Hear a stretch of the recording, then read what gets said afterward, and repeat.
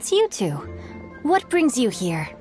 Shincho! Great, we found you! We wanted to ask you about something.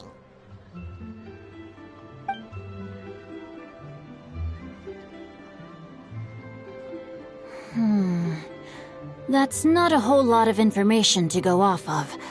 I don't know if I can say for sure.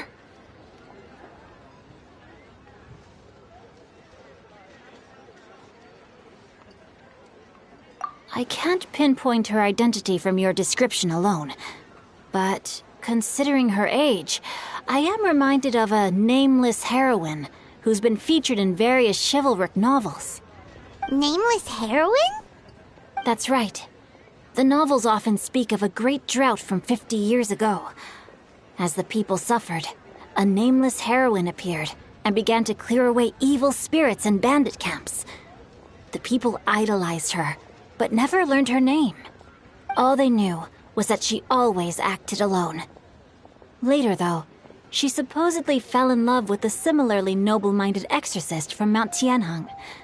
They were well matched in more ways than one, often fighting together as a fearsome duo of otherworldly strength. After the drought ended, the heroine and the exorcist left the public eye and began living a reclusive life in the mountains. All that remained were tales of her incredible accomplishments. The way this nameless heroine faded from fame into obscurity later in life is not too dissimilar from Miss Yuendai. I hope that's somewhat helpful. Thanks a lot, Shincho. We knew it'd be worth talking to you. It's nothing at all. Just something I came across while reading. I did do a bit of extra research on her story, but it was just out of personal curiosity. Well, Paimon still thinks that's super cool. Oh, wait, Shincho, if you've read up on her, do you know of any places often associated with her? Let me think. In the novels, the nameless heroine always appeared near one of 3 places. Wangshu Inn, the area just north of Jueyun Karst, and Qingyun Peak. Perhaps the real-life heroine who inspired the character was also often seen near those 3 places. That would explain why those locations appear in the various novels written about her. You're welcome. To be honest, I found some parts of the story confusing when I first came across it. If Miss Yuendai was indeed the original inspiration for the character, she may just be able to help me put the pieces together. It's rare for a chivalric hero to fade into obscurity during their lifetime, even after retiring from the public eye. But no one ever saw or heard from the nameless heroine again. There were even rumors that she became extremely ill. I've never understood why someone would go to such lengths to erase themselves from public memory. It's almost as if she was trying to hide from something. There's probably far more to the story than what's been written. We'll be sure to tell you if we manage to uncover the truth. That's a deal. Perhaps, behind the truth of it all, there lies a story more fantastical than any work of fiction. Paimon feels like we just learned so much from Shincho. A drought, a nameless heroine, a life of seclusion. Wait, why does the story sound super familiar? Oh, right! There's a drought in this story, too! Shincho, are droughts super common in Liyue or something? Well, they used to be. But people have long since developed methods to prevent them, like by cultivating the soil or digging canals. So while droughts do happen from time to time, they are rarely regarded as true disasters. The drought 50 years ago is probably one of the worst we've had in the last several centuries. The crops withered, the streams ran dry, and the monsters in the mountains became rabid and agitated. Countless caravans were attacked, and people who lost their homes came together to form bandit groups. What started as a natural disaster soon became a human tragedy as well. That sounds awful! Yeah, and that's exactly why the nameless heroine was so beloved. She must have been someone of true integrity, to do so much for the people while asking nothing in return. Still, as terrible as that drought was, It was nothing compared to the truly calamitous disasters that befell this land in ancient times. They say that back in those days, disasters were both more severe and more common. Only the strongest of Adepti could hope to dispel the ruin and devastation. Do you have any other questions? We're good for now. We're just going to head back and meet up with Miss Xianyan and the others again. Paimon hopes that Granny Yuendai will be able to remember more of her past. She used to be a great hero who saved many people. So sad that she can't recall any of it. Anyway, we'll be off now. See you some other time, Xingqiu. Thank you so much for your help. It's no problem at all. Safe travels.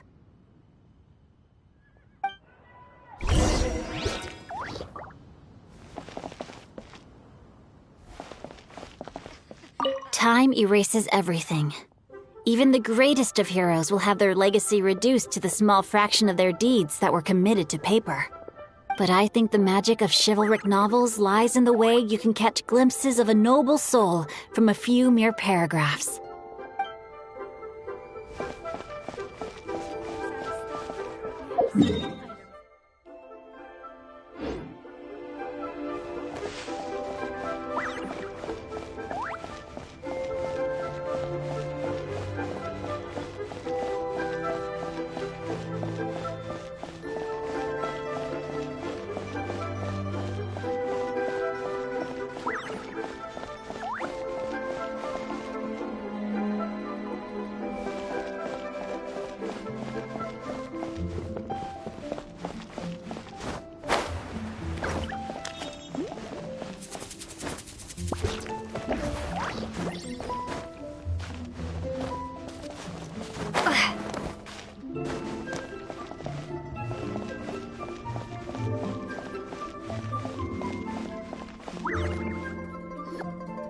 I have recorded the tune that you requested.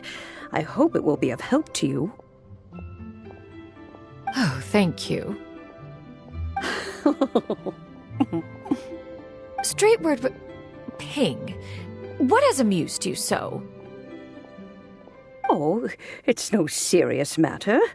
I was just reminiscing about the last time I saw you in this form.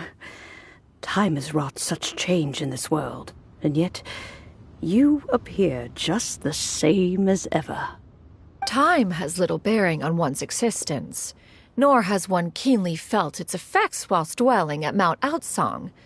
Nevertheless, Ping, one would like to seek your counsel on a personal matter. Oh, why so formal all of a sudden? I must say, you're making me a little nervous.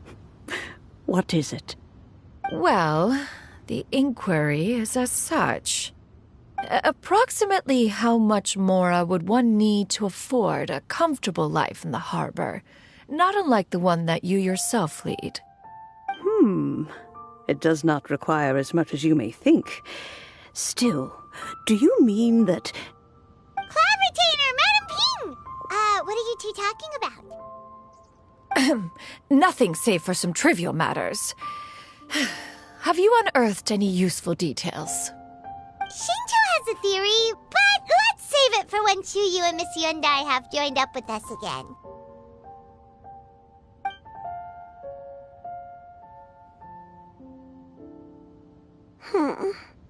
Do not be troubled, young lady. Here, have some tea. Thank you so much. What do you think, Chuyu? Does it match up with what you know of your granny? According to the story, the nameless heroine eventually fell in love with an exorcist from Mount Tianheng. Maybe that's my grandpa. I don't have many memories of him, but there was this one time I found a box in our attic full of a bunch of weird sigils.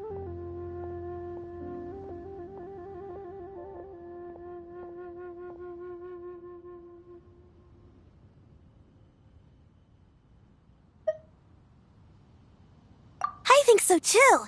Granny might remember something once she's returned to a familiar place. What marvelous tea. I can taste the dew's sweetness in this cup. It's as if I was taking a stroll in the mountains, thoroughly one with nature and at peace. Is that so?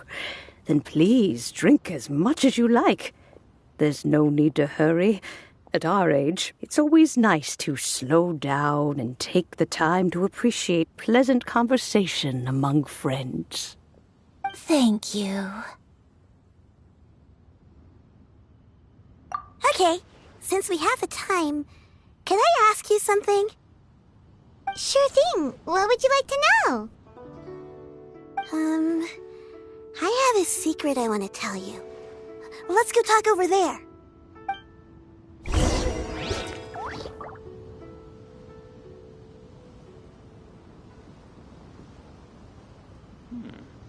This is a peaceful neighborhood. You can taste the sweetness of the dew? It's just a feeling. The sensation of stepping out into the mountains on a cool morning, gazing upon the small droplets of water hanging from the leaves, and feeling the sweet stream of water soothe a parched throat with every swallow. It's a sense of calm and serenity, one that stretches on and on until days become weeks, weeks become years.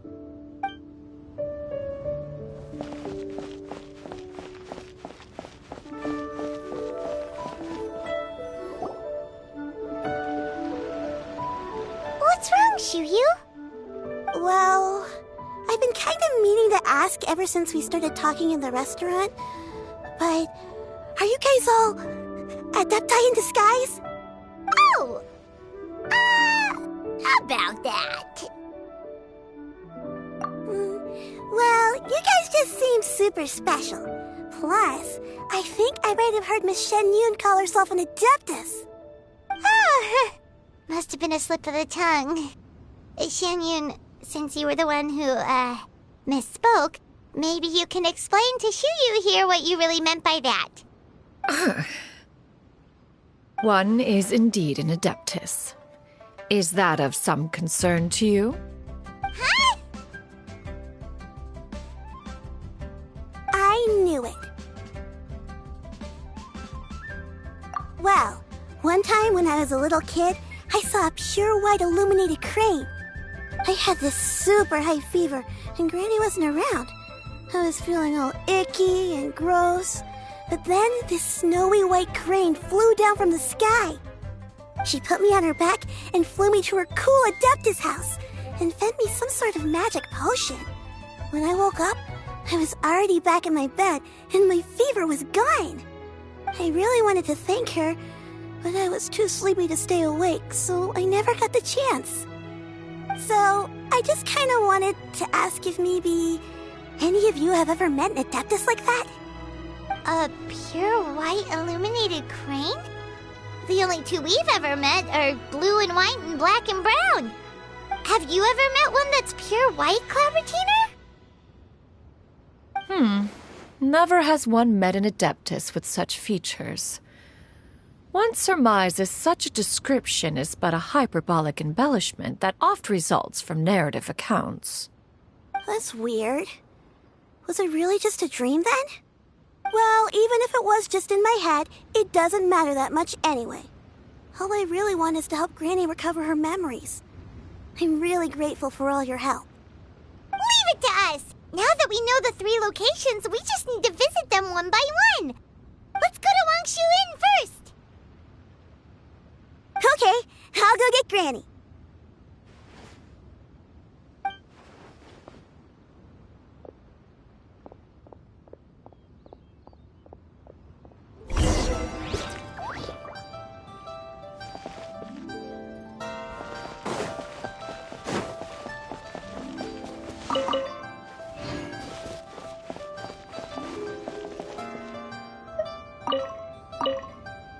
Leaving already?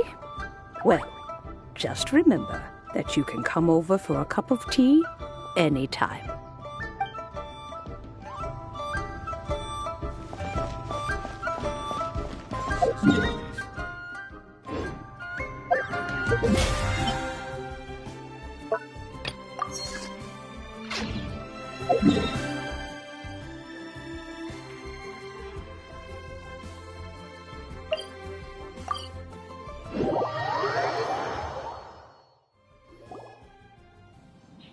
Wangshu Inn. Wangshu Inn. Do you remember this place, Granny? Yes. The fish here is very delicious.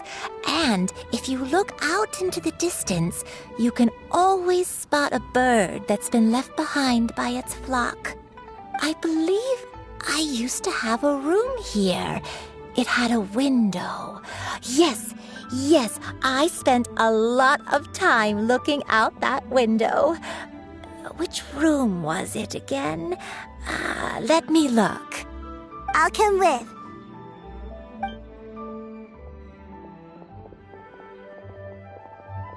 Paimon's still having some trouble understanding what she's talking about, but if she's so familiar with this place, that must mean she lived here, right?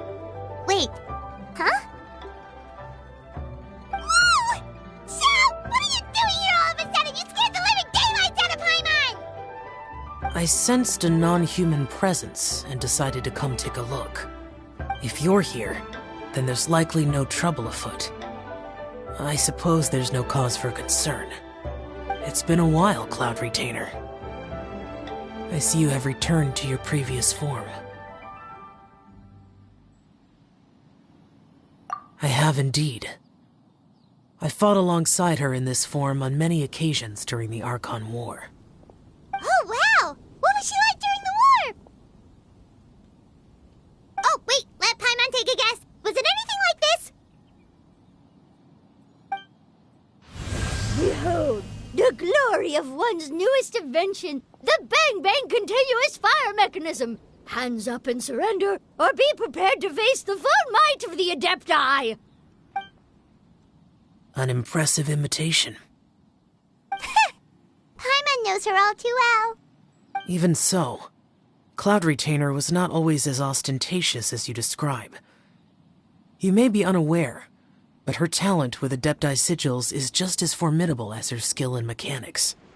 The Archon War reached its peak after Guizhong's death. The Cloud Retainer who fought beside me in those devastating battles was taciturn and solemn, only speaking when she had to activate her sigils. A Cloud Retainer who barely talks? Paimon can't picture it. But what happened after that? If you were so powerful in your human form, why did you decide to take up your bird form again? Once one had bid farewell to the world of mortals, what use would one still have for such a shape? When dwelling between mountain and forest, away from the struggles and troubles of the mortal world, a mortal form is hardly the most fitting of choices. After the war, Cloud Retainer retired to Mount Outsong, only revealing herself to the occasional visitor, and always in her avian form. Although I do believe there was an occasion some 30-odd years ago when she decided to don her human form. I believe it was for the purpose of... One believes there is little need to relive bygone matters. Granny, are you okay? Back then, at this place, Perhaps this conversation should end here. I shall take my leave now. Should you encounter any trouble, you need only call my name. However, given that you are traveling with Cloud Retainer, I trust you are in good hands. Everyone! I think Granny is finally beginning to remember her past. Slowly now, calm your mind and recount what has been recalled. a long time ago, I stayed here to recuperate from my illness. Huh. So what Shinto said was true! You did fall ill!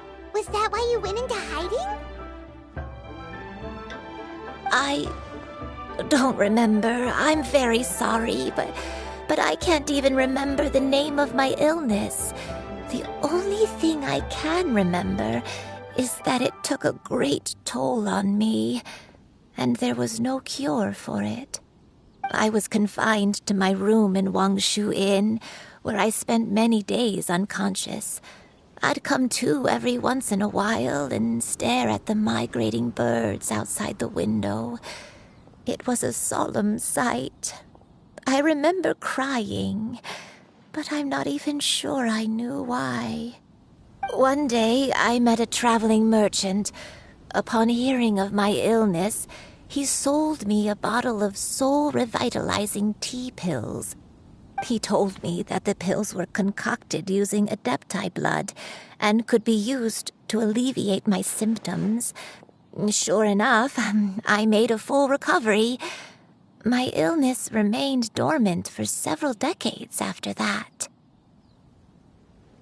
Wait, but if your illness remained dormant for several decades, are you saying that what you're going through now is just a relapse of what happened all those years ago?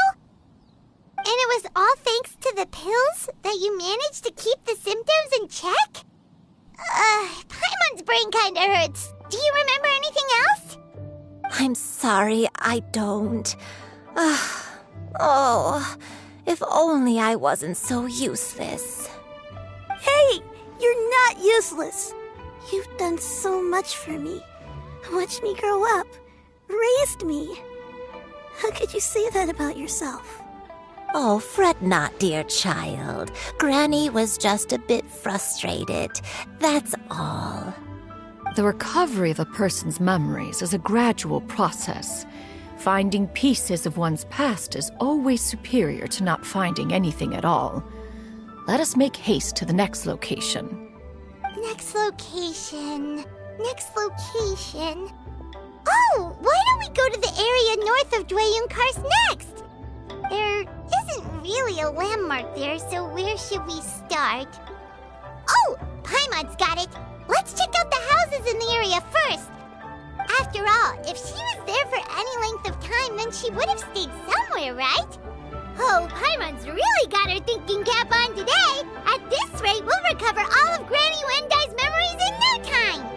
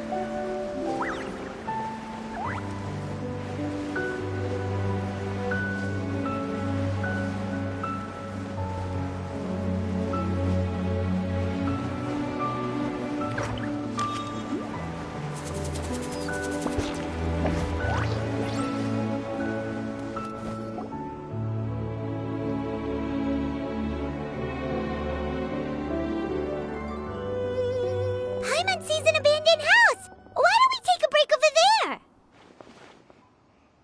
This place... it's...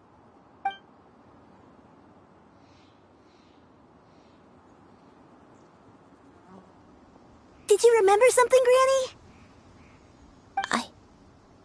I remember. Shuyu. This is where your father was born. It was a moonless night. I had been injured, so your grandpa was supporting me. We fled together with some being in the fog behind us in hot pursuit. I had exhausted my strength when the labor pains came on, so we took refuge in this house. Your grandpa set up a barrier outside, but neither of us knew if it could hold the monsters back. I remember that night. I remember falling to my knees, reciting a prayer over and over. I alone am the source of this sin. Punish me as you wish for forsaking my oath, but spare my innocent child. Sin? Oath? Did you do something wrong? I don't know. I don't remember. I only remember praying in the darkness with all my strength until the sun finally rose again and the fog cleared out. Eventually, the house was filled with the sound of my baby's first cries. That baby was your father. I remember I clutched him tight to my chest and wept tears of joy. It was the first time I'd ever felt such happiness in my life. My dad? He was my pride and joy, and so are you, Shuyu. You're so much like him, and I love you both so much. But you're always going to be different from me. Why? Just what did I do? I don't care what you might have done, Granny. You'll always be the person I love more than anything. You're too sweet, Shuyu. I'm lucky to have you with me. If not for you, I would not have had the courage to come here, to try to remember what I had forgotten. All right, let's not stand around any longer. There's one place left, yes? Let's go take a look. If one recalls correctly, the next place should be Qingyu Peak. Yuandai, how fares your health? I may be a bit slow, but I'll do my best to keep up. I'm sorry to keep everyone waiting. Climb on, I shall carry you to the top. Oh, such lightness of weight. All those who grow old grow frail in the end, do they not? First, you lose your memory, then your health. Eventually, you end up losing everything. My only wish is to depart this world with a lucid mind, to free myself of this torment and the burden it places upon others. Fret not, you have my aid in this endeavor.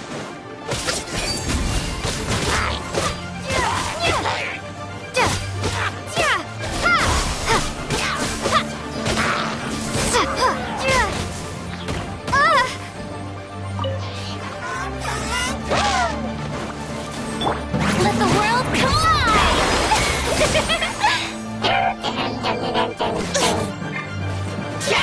Oh, so sad. Cool it. Eat this! Boba, get them!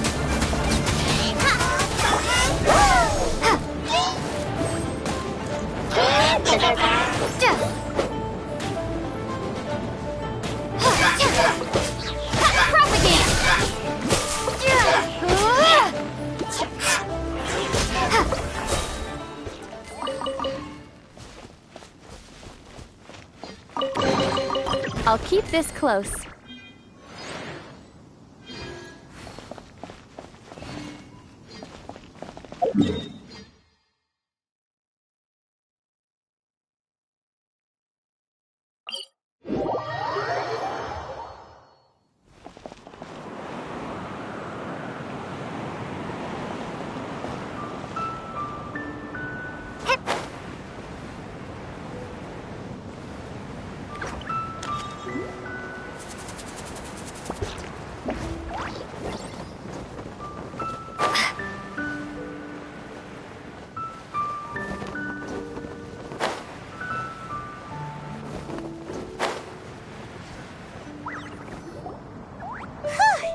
We're finally here. Does this place feel familiar to you, Granny Yuandai? Let me see.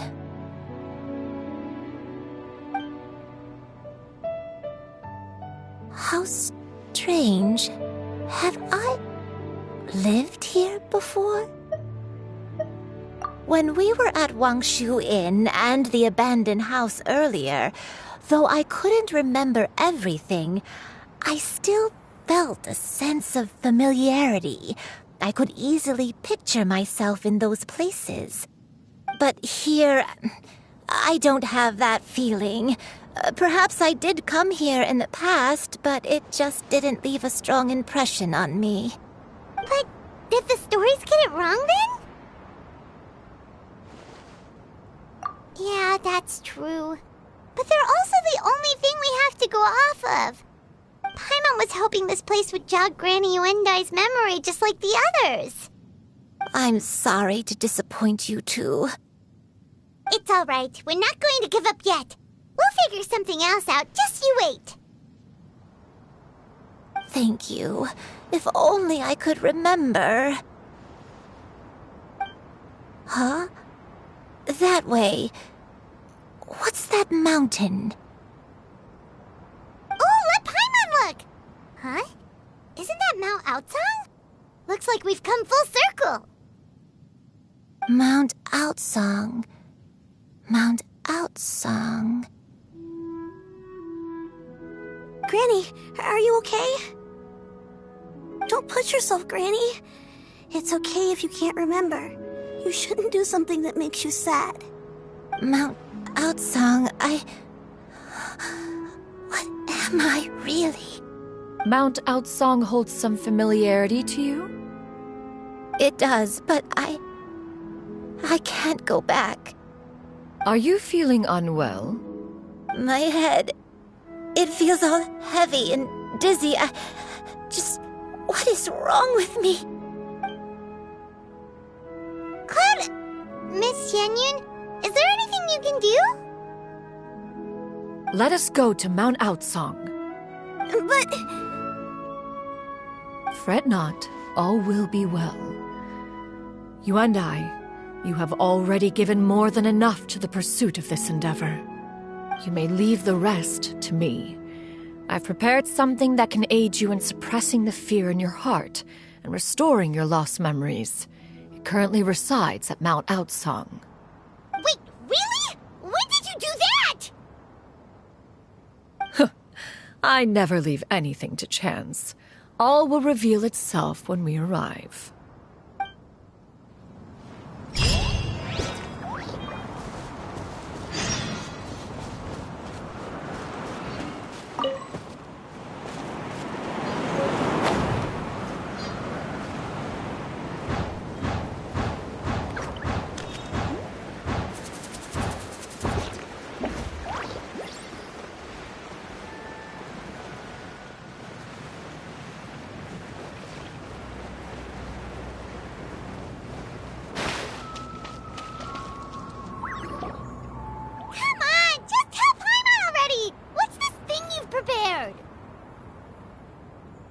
Here, this is it. Huh? But isn't this the mechanism that you were tinkering with when we first got here? Oh, is it another invention of yours?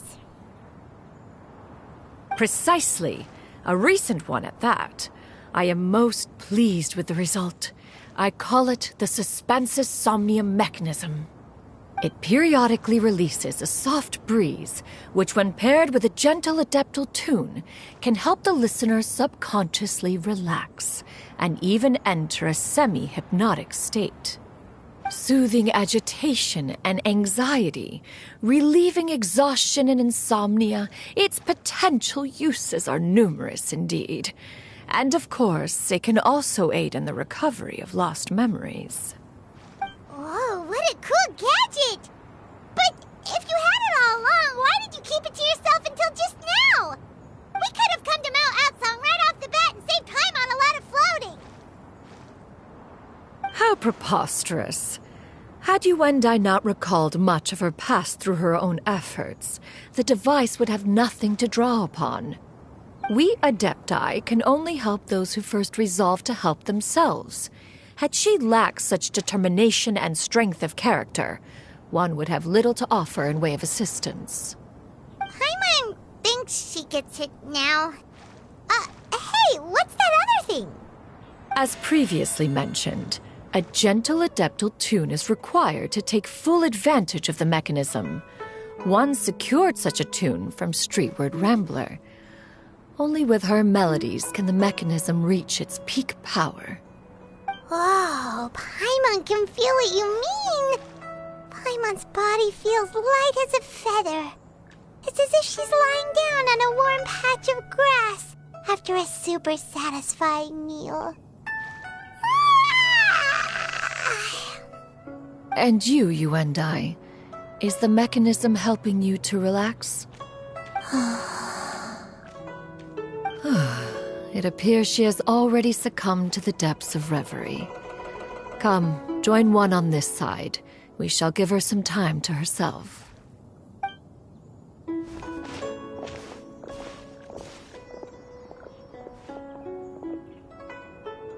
The drought is over.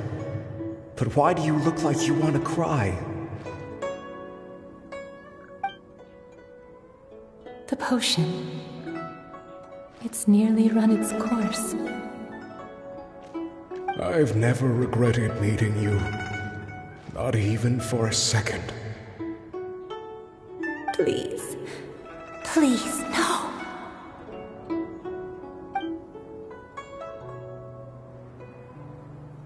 Have you forgotten?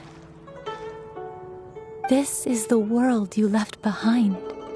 One of gentle breeze and morning dew, perfectly straddled betwixt the realms of heaven and earth. This is your home. This is where you belong. You should have never left. The you of the past, the me from not that long ago, we should have never.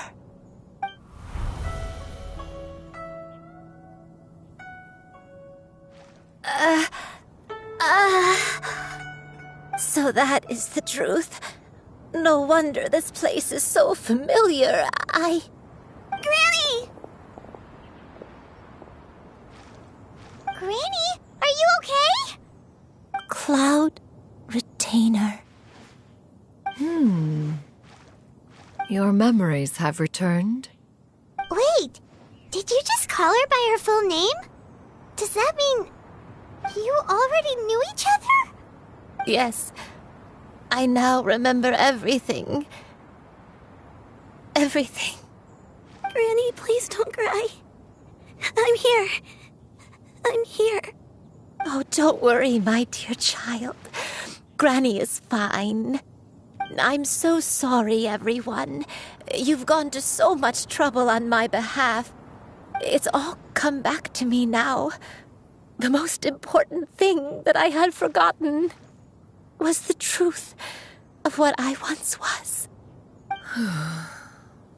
One can sense the guilt that now plagues your conscience. Reclaiming a truth long buried is sure to come with a myriad of complex emotions. Perhaps one should recount the story on your behalf while you compose yourself. No, it's okay. Now that I've remembered, I must face my memories head on. Shuyu, everyone, I cannot thank you enough for all your help. I'm ready to tell you my story, if you're willing to listen. Please, Granny, don't force yourself. What happened in the past doesn't matter. I love you more than anything. Nothing you say can change that. I know, dear child. My feelings for you are exactly the same. It is for this reason that you deserve to know the truth. Some time ago, I made a terrible mistake. One for which I could never atone. Is this the sin that you mentioned in Dwayun Karst? What happened? I am, in truth, not a human being. My real form, one that I held for centuries, was that of a wild crane. I spent many, many years living on Mount Outsong, bathing in the soft breeze and drinking the sweet dew of the mountains. At some point, I somehow gained wisdom and sentience. The Lord of the Mountain, Cloud Retainer, became aware of my existence and began to share many stories with me. She even passed on the secret of cultivation to me.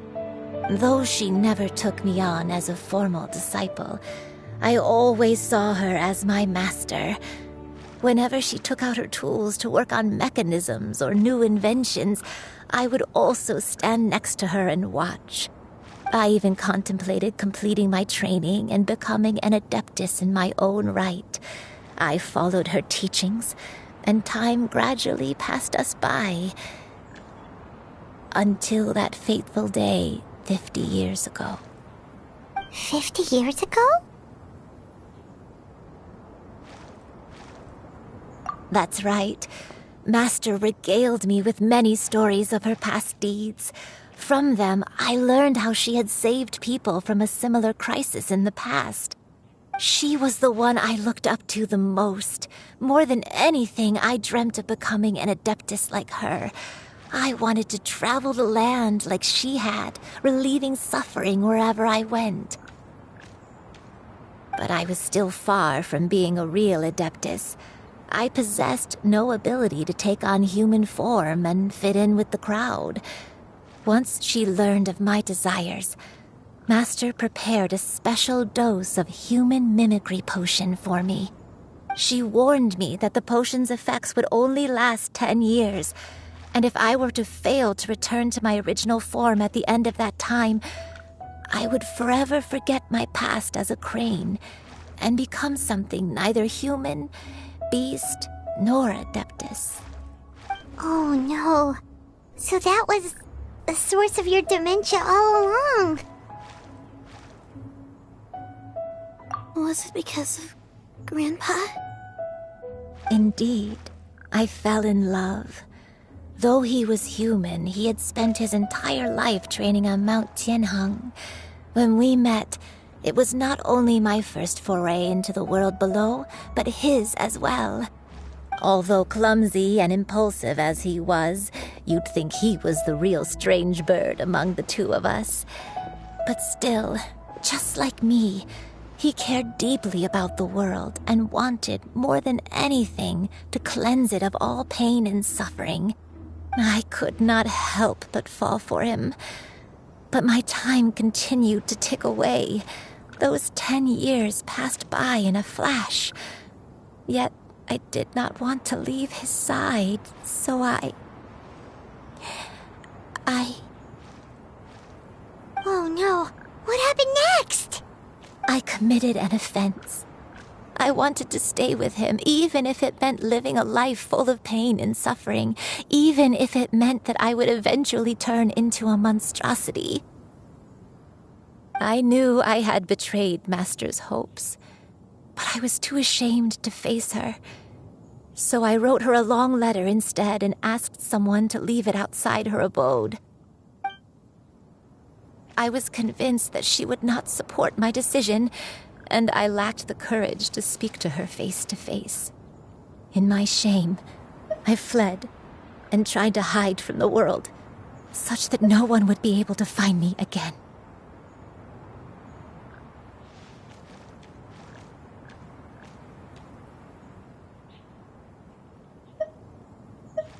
But that was only the beginning of my troubles. I began to suffer from a strange illness. My memories became hazy and confused, and I could no longer keep myself awake. I understood that my pain was caused by my refusal to return to the life I was fated to lead. Along with my memories as a crane, I soon forgot the true cause of my suffering as well. I knew only that I had committed a sin. All I could do was pray for forgiveness, even if I had long forgotten what needed to be forgiven. Looking back, I was beyond lucky to have come across that traveling merchant at Wangshu Inn. It was such a fortunate coincidence that we were there at the same time. If it weren't for those soul-revitalizing tea pills, I probably would have... Granny, what's wrong? Coincidence? Why did I ever think it was a coincidence? Tea pills concocted using the blood of an adeptus? No, it couldn't be. Master, don't tell me. Back then, that merchant was actually... Human custom would dictate the conferral of gifts to be in order when one's progeny is wedded, would it not? Consider the pills a symbol of one's best wishes. So when I tried to conceal my name and mistakes from the world and hide myself away in perpetuity, the only person I managed to deceive was myself. You knew where I was all along. One still remembers when you were but a fledgling. You possessed a certain fondness for a particular game. You would hide yourself among a group of wild cranes and ask one to pick you out from among the flock. One found you with such ease every time. 'Tis a truth most evident. One always recognizes one's own, no matter what form they may take. Wait! Paimon's confused! So, Cloud Retainer, you found Yuendai again? But how? When? And what happened after that? Perhaps it is now time for one to recount the rest of the tale.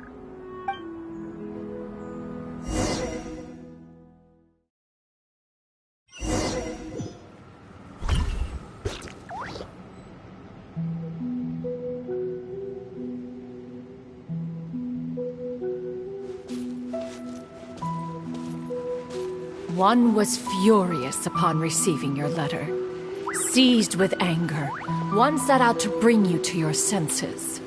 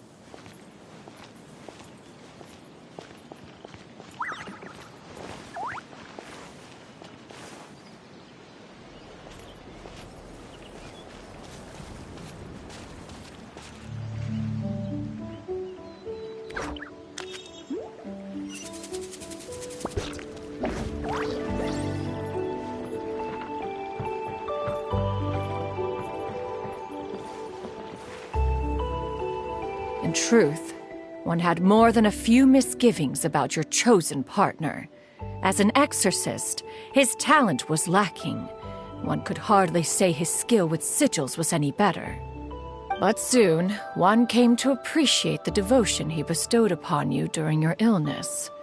He never uttered a complaint and rarely left your side. Unwilling to begrudge someone of such character, one decided to overlook his aforementioned deficiencies, glaring though they may have been. Wishing to grant you a life without regrets, one gathered many divine ingredients and used one's own blood to create a form of medicine.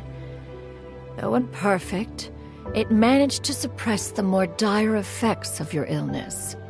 As for how to deliver the medicine, After much contemplation, one eventually decided to perform the deed oneself. One took great care to alter one's features and select the appropriate attire. Only after meticulous scrutiny did one finally set out for Wangshu Inn. As one expected, you were most ignorant of one's true identity. You showed not even the slightest inkling of recognition. One was quite torn. Should one have celebrated the success of one's disguise, or mourn the loss of your acquaintance?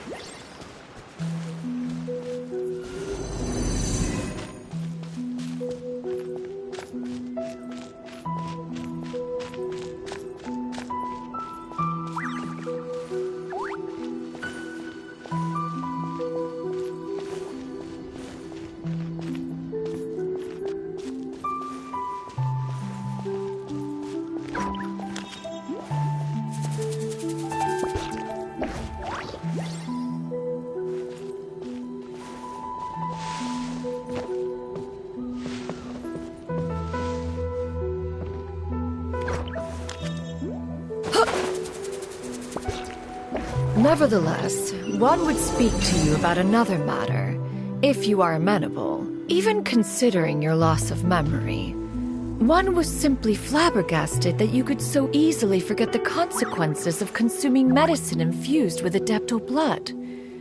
Its proclivity to attract monsters is hardly that complicated of a concept to remember. To think that you tried to travel while weak from sickness and heavy with child.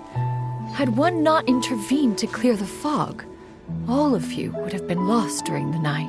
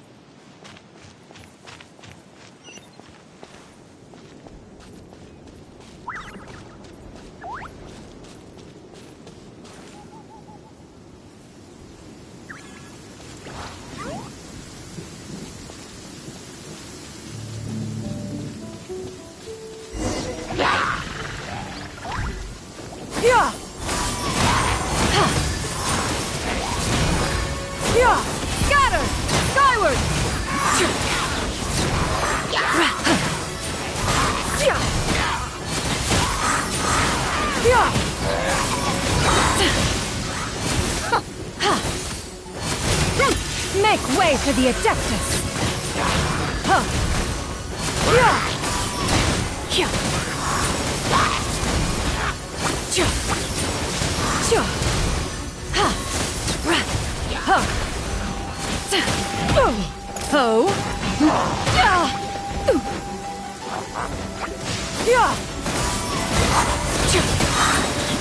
Stray clouds converge!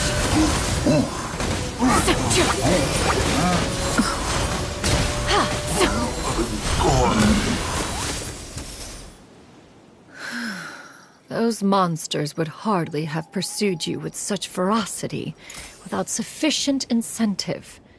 They were likely incited by the presence of godly remains. Said godly remains, in turn, were likely drawn to the trace of one scent on your body. One was, after all, an active participant in the Archon War. Some of the gods were likely shattered by contraptions of one's very making. In the end, one was relieved to see you endure through the night.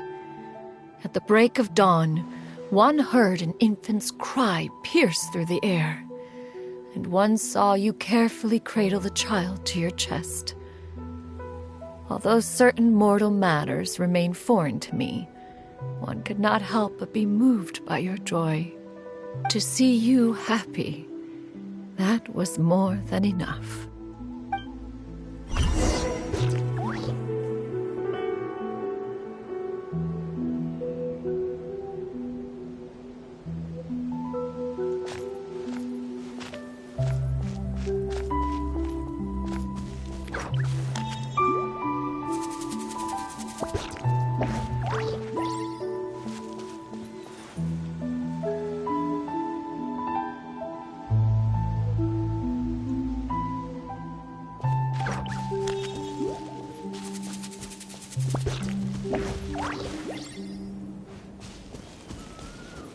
Now you should have a complete understanding of the events. Wait, but if that's true, then the crane who took care of me when I was sick must also be... Ah, one had almost neglected to recount the absurdities of that tale.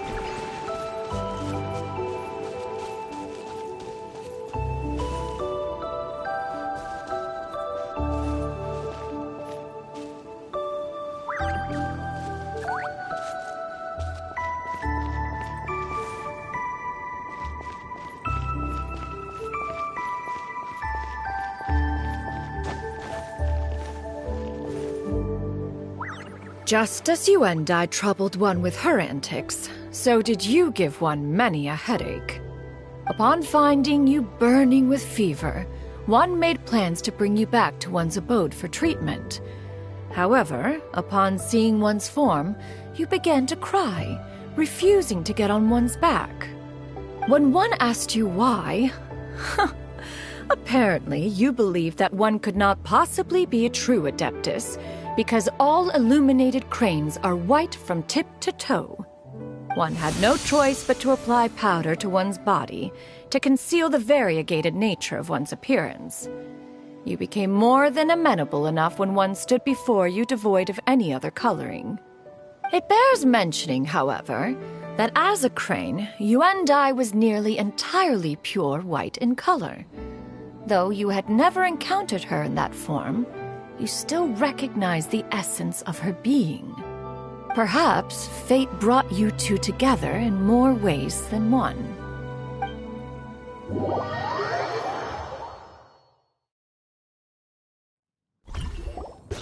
Now all has been revealed. One owes you an apology, you and I. One recognized you upon your very entrance into Wanmin restaurant. One has always viewed you as a disciple of equal standing with Ganyu and Shenhe. Indeed, one wished to bring your story to a satisfactory end with this visit to Liyue Harbor. Still, one could not reveal your identity right away. Had one simply informed you of all you had lost, all those cherished memories would merely have become the fictionalized account of another. Memories are most meaningful when recalled by those who lived through them. Would you not agree?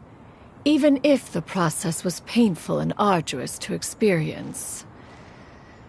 Have you any further inquiries? Master, I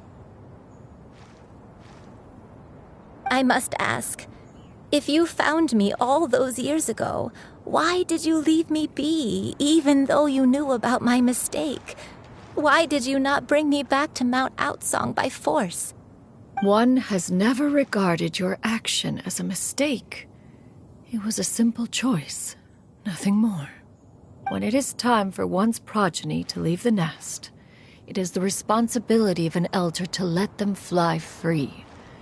Yet, when your wings grow weary and the night grows dark, just know that you always have a place to which to return. 'Tis a refuge referred to by many a name in mortal writing. Home, nest, haven. Whatever its denomination may be, its essence remains quite unchanged. One speaks, of course, of a place not unlike one's own abode. One's disciples are free to come and go as they wish, yet the door remains forever open to those who wish to return. One rather hopes you count yourself among them. Thank you. Thank you so much. You and I. One expects you too have sensed the rapid deterioration of your condition as of late. Have you not? 40 years ago, you chose a path without a future. Though one used one's own blood to provide you with a few decades of extra time, it merely delayed the inevitable. One may have extended the path, yet one was unable to alter its final destination. Even the power of an adeptus has its limits. Had your condition continued to deteriorate, you would have forgotten your life as a human entirely. In the end, you would have turned into a creature lacking in the ability to even comprehend its own monstrousness. Fortunately, you were able to avoid that scenario by reclaiming your memories. Though one sped the process along by providing some guidance, the result is entirely a reflection of your own effort. So, what's gonna happen to Granny? One will help her reclaim her original form as a wild crane. If it be fated, she may recover her sentience one day. She's gotta go back to being a regular crane, huh?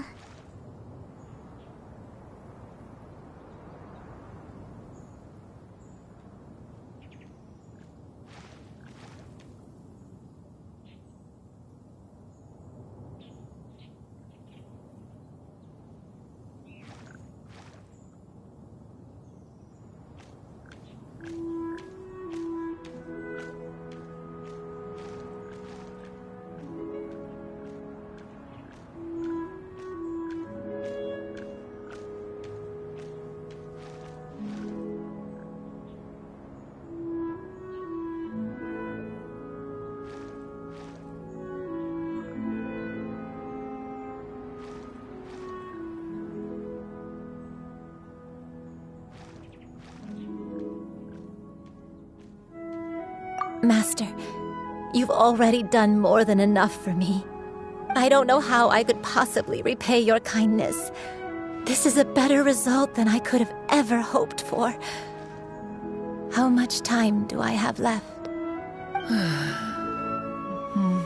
Not long. The transformation is imminent. Granny? Please don't leave, okay? You're all I have left. Please. Don't be sad, dear child.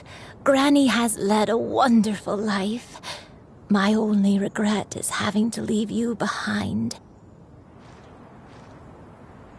Don't forget to eat well, okay? A growing young lady like yourself needs lots of good food to grow big and strong. Promise Granny you'll take good care of yourself when I'm gone. I promise, Granny. I'll do whatever you say. Good girl, good girl. Don't worry. It's not goodbye forever. Granny's gonna become the most formidable crane in all of Mount Outsung. Granny will train day and night. I won't stop until I can turn into a human without having to rely on anything but my own power. When that day comes, we'll be able to live together again. You and I. How's that sound? Good. That's a good girl. Even though we won't see each other for a little while, as long as we both work hard, We're sure to meet again someday. I'll eat well, Granny. I promise. And I'll wait for you, no matter how long it takes. I'll wait for you to come back. That's a good girl. Then Granny really has no more regrets. I'm so sorry, Master. Thank you for everything.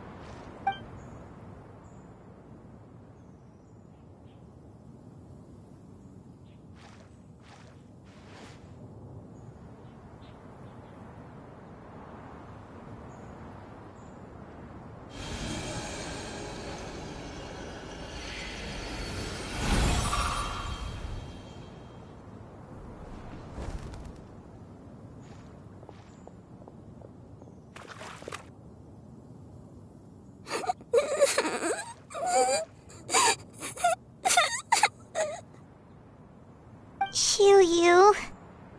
Let her be.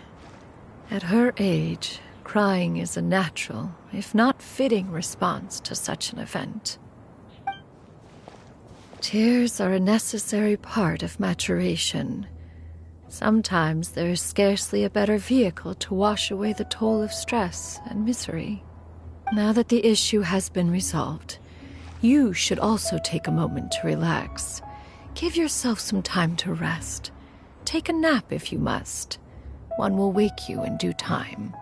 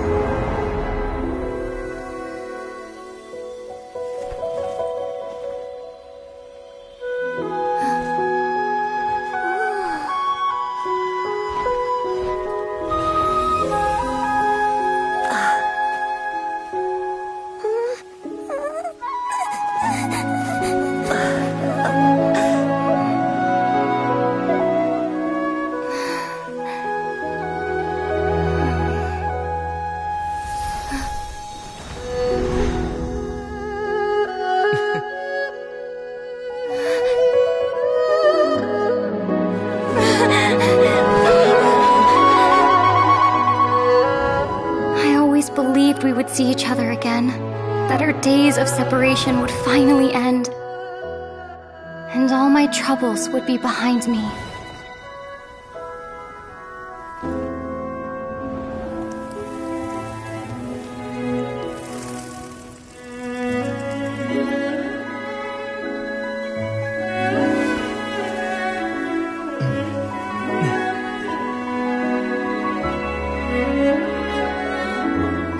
Things could stay this way forever.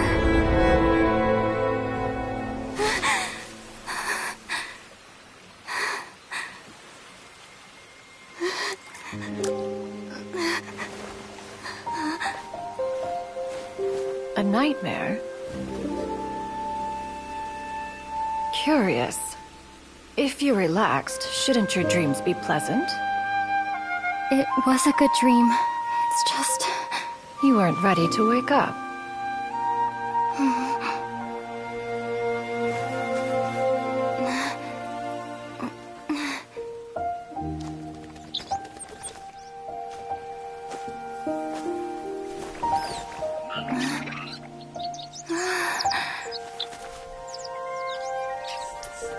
Eloquent as one may be, words of comfort are not one's strong suit. You are doing all you can. One can see your strength of will, your fearlessness in the face of danger. And so, whatever your dream may be, one believes that you shall achieve it. Of course, whenever the perils you face overwhelm you, or you become weary, one is always here for you. After all, as an elder, it is only right to look out for the young ones.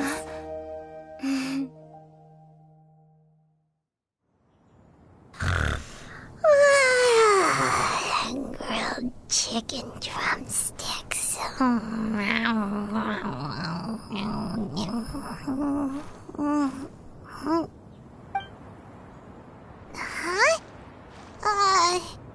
Was Paimon sleeping just now? Oh, Paimon wasn't talking to you. Paimon had a dream about eating grilled chicken drumsticks, that's all. Madam Adeptus? Oh, Shuyu, you're awake. How do you feel?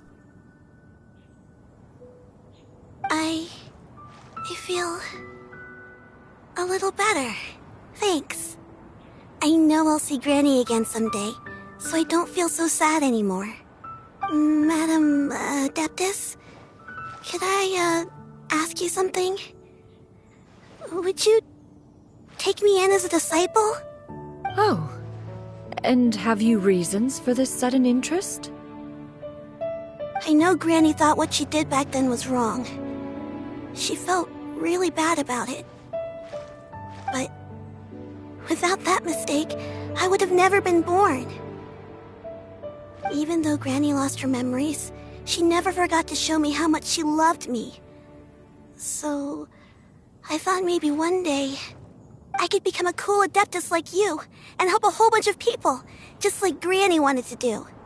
Upon some reflection, one supposes you are no mere mortal. The fact that Yuendai's blood flows through your veins is proof enough of that. If this is what you desire, one shall make it so. Thank you so much, Madam Adeptus.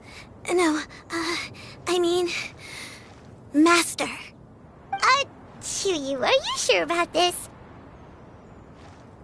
Paimon's gonna let you in on a little secret. We've seen Cloud Retainer's 2 other disciples, and they pretty much eat nothing but bitter herbs like chin-chin and violet grass.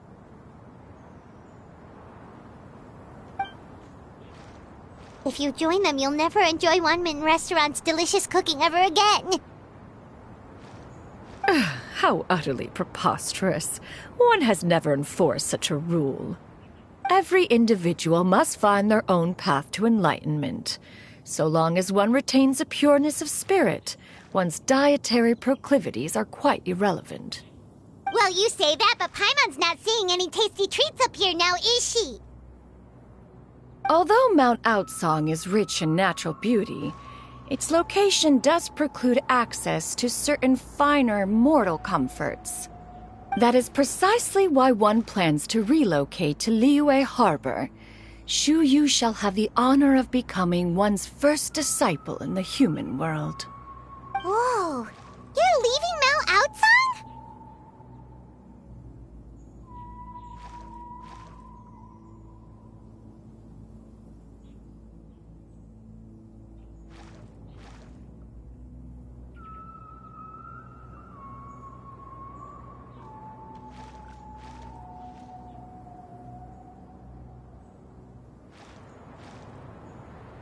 One has never concerned oneself with the location of one's residence. From the very beginning, one has sought only solace and peace. Yet in the end, all of one's disciples ended up in Liyue Harbor. Ganyu, Shenhe, Yuendai, they all chose a life among the mortal world. One has reflected on this fact for many years now. One can only assume that it is due to some failing on one's part as an elder or master. A failing, perhaps, of recognizing what it was they truly wanted. One is most curious as to what aspect of Liyue Harbor could have enticed them to remain there. One could hardly offer an opinion on the matter, but perhaps some time in the harbor will prove instructive. Why are you all so silent? Paimon is, just a bit shocked, that's all. So, does this mean we can grab a meal together in Liyue Harbor sometime? One has precious little time to squander. However, if one finds oneself otherwise unoccupied, one would not be opposed to the idea.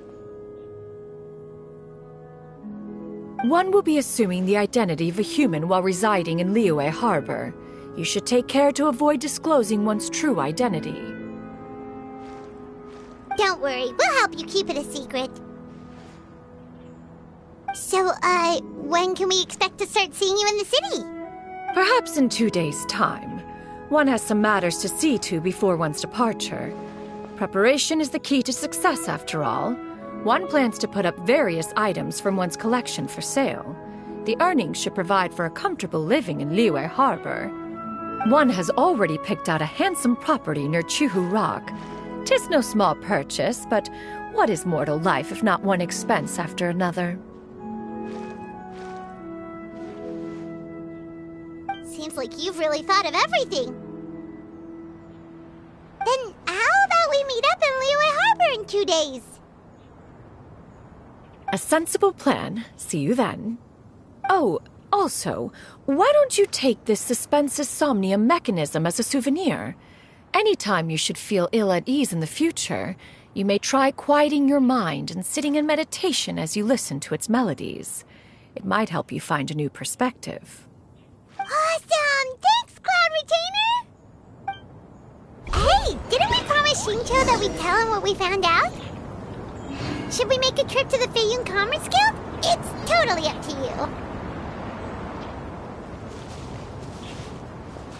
So, about your move to Liyue Harbor, you gonna tell the other Adepti about it? I have left an explanatory note in my abode. Those 2 old fossils will discover it, I am sure, should they come seeking my company. Considering their recent penchant for going off on private escapades, however, I find myself caring little for how they shall receive this news. By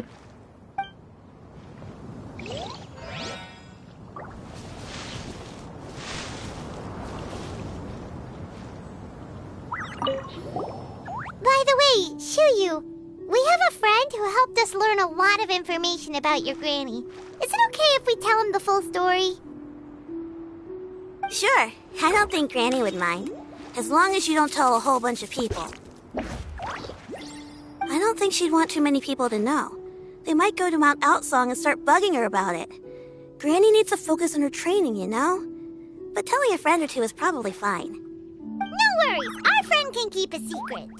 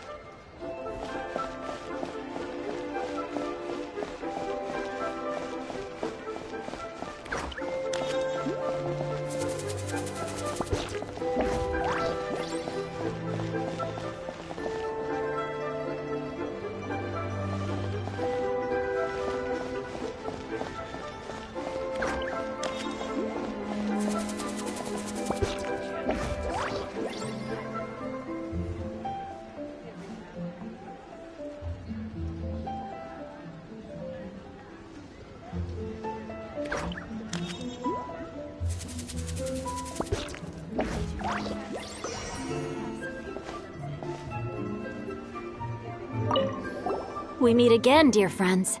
How did everything go? Great! And it's all thanks to you! Ah, I see. So the stories didn't get it right after all. Even though she was a celebrated heroine, she had to bear a heavy burden that most could not hope to understand. Thank goodness for the help of that Adeptus. At least she was able to recover what she had lost. Although I cannot claim to know exactly how their story will unfold from here, I trust the ending will be a happy one. Those united in a common purpose always find a way back to each other in the end. Thank you for helping me fill in the gaps. And don't worry, I'll keep this all to myself. It's not my story to tell, after all.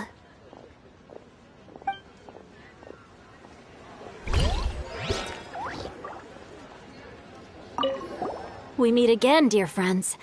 How did everything go? Great! And it's all thanks to you! Ah, I see. So the stories didn't get it right after all. Even though she was a celebrated heroine, she had to bear a heavy burden that most could not hope to understand. Thank goodness for the help of that Adeptus. At least she was able to recover what she had lost. Although I cannot claim to know exactly how their story will unfold from here, I trust the ending will be a happy one. Those united in a common purpose always find a way back to each other in the end. Thank you for helping me fill in the gaps. And don't worry, I'll keep this all to myself. It's not my story to tell, after all.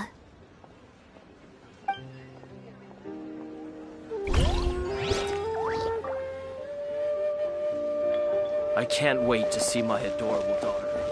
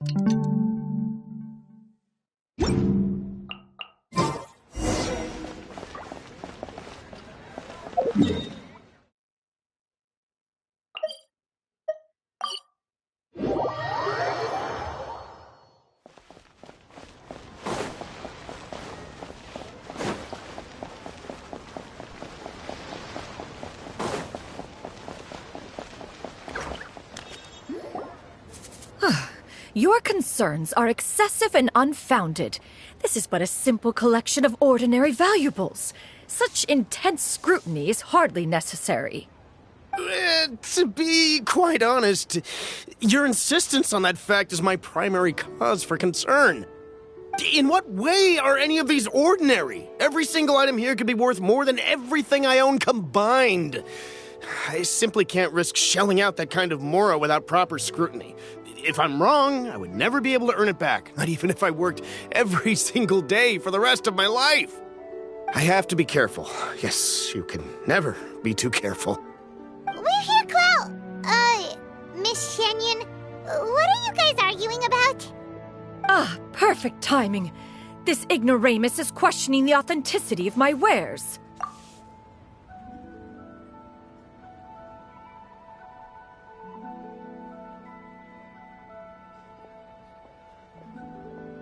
I'll have you know, these items have remained untouched in my personal collection for several hundred years. To question their legitimacy is pure folly. Several hundred years? Indeed. They're family heirlooms, you see, passed down over many generations, as families are wont to do. Yep, they've definitely been around a while. We can vouch for her on that one. Hear that? Had I not found myself in need of Mora, I would scarcely have had the heart to part with them. Indeed, you should consider it an honor to even have the opportunity to behold them with your own eyes. Doubt their authenticity any further, and I may just decide to take them to another buyer. Whoa! Please don't go! I apologize for any insult, miss. You see, I know full well that I lack the knowledge to judge the true worth of these items. If you could wait but a moment, I've hired an expert to appraise them for me. He should be here shortly. An expert, you say? Very well. I will wait for a little while longer, then. Traveler, Paimon. This is my new residence. If you have cause to seek my company in the future, this is where you can find me. Master! Oh, it's you two again. Hello. Shuyu! You got a new outfit! It looks great on you. Mm-hmm. Master made it for me. I like it too. Huh? You know how to make clothes? Do I know how to make clothes? With the support of the proper mechanism, sewing is hardly a challenge. Master, I brought in most of my stuff. There's a few boxes left, but they're kind of heavy, so I just left them outside. Fret not. I shall help you move them into your room. Actually, I should probably sort through my stuff a bit first. Everything's kind of messy right now, so maybe you could, not look yet, Master? Yeah, that'd be great. It appears my young apprentice has her own fair share of secrets. No matter. Do what you must, child. Now, this expert you mentioned. When can we expect their arrival? Soon. Ah, there he is! Here, allow me to make some introductions. This is Mr. Zhongli, a well-respected consultant at Wangshang Funeral Parlor and an expert in all manner of valuables and antiques.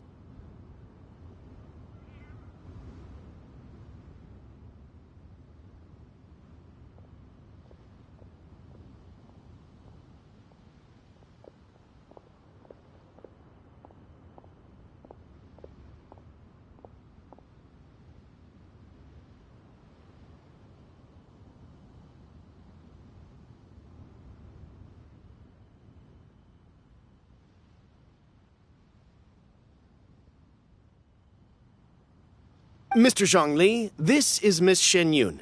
She's the one who's looking to sell the collection of valuables I mentioned earlier. Huh. Ah, if it isn't Miss Shenyun. It has been quite some time since our last meeting. What a serendipitous reunion. Indeed, most serendipitous. Have you been faring well as of late, Mr. Zhongli? Quite well, thank you. I was fortunate enough over the past few days to enjoy both a stroll in the mountains and a fresh brew of tea from the most recent harvest. The experiences left me with such insight and peace. Huh. So you two are already acquainted? Indeed. How fortunate we are that fate has brought us together again. If you are otherwise unaware, allow me to inform you that Miss Shenyun is a well-regarded collector and appraiser. She is well-versed in all fields, and oft-celebrated for her impeccable taste. You stand to gain much from this opportunity. You are too kind, Mr. Zhongli. True collectors pride themselves on their wealth of knowledge and eye for detail. I can say without a doubt that you are foremost in that regard. Why, you flatter me, Miss Shenyun. It would seem that you are as self-effacing as ever. Not at all, Mr. Zhongli. Not at all. While I am loath to butt into this conversation, I must ask, you two already knew each other, and you seem to have quite a cordial relationship. Can I be certain that you're not working together to swindle me? I mean, you never know. Ha! A preposterous accusation. The heavens themselves would collapse before we would conspire to do such a thing. Miss Shenyun speaks the truth. Contracts are built on honesty and trust. If that proves to be beyond your capabilities in this instance, this transaction may be taken elsewhere.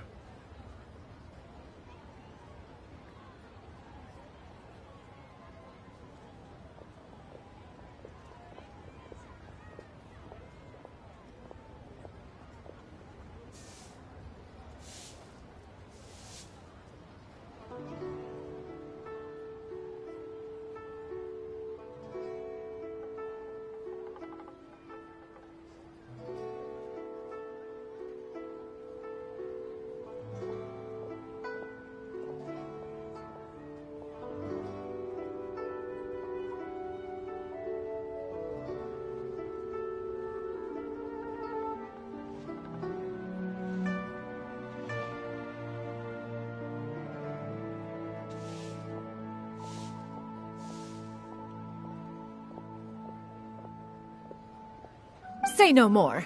Let us depart. I jest. What fool would still harbor doubts after Mr. Zhongli himself has vouched for the goods?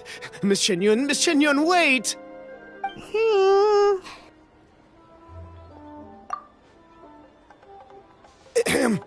I deeply apologize for doubting you. So, Mr. Zhongli, could you please give me a final verdict on the value of these items? There is no cause for concern. They are indeed rare and precious valuables. Take this mechanism, for instance. Though one may not immediately perceive its purpose, its structure and appearance are exquisite enough to merit it a place in any fine home. The same can be said for this one here. Few could hope to possess an item that so perfectly blends mechanical wonder with geometric grace. I am sure you have heard from your travels that the study of mechanisms is among the most wondrous arts in this world. With that in mind, I earnestly recommend procuring every last item in this collection. All right.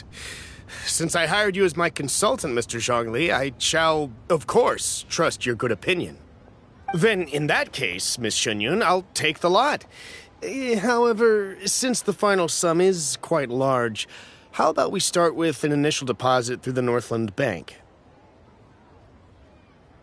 The Northland Bank? Huh. Oh, you refer to the fiduciary house. Oh, very well.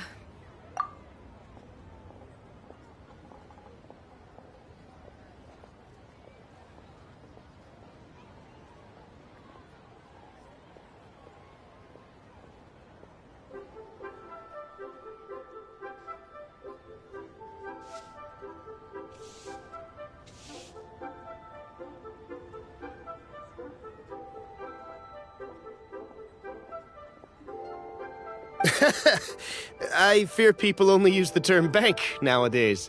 In that case, I'll be off for now. I'll return to collect the goods once you've received the funds.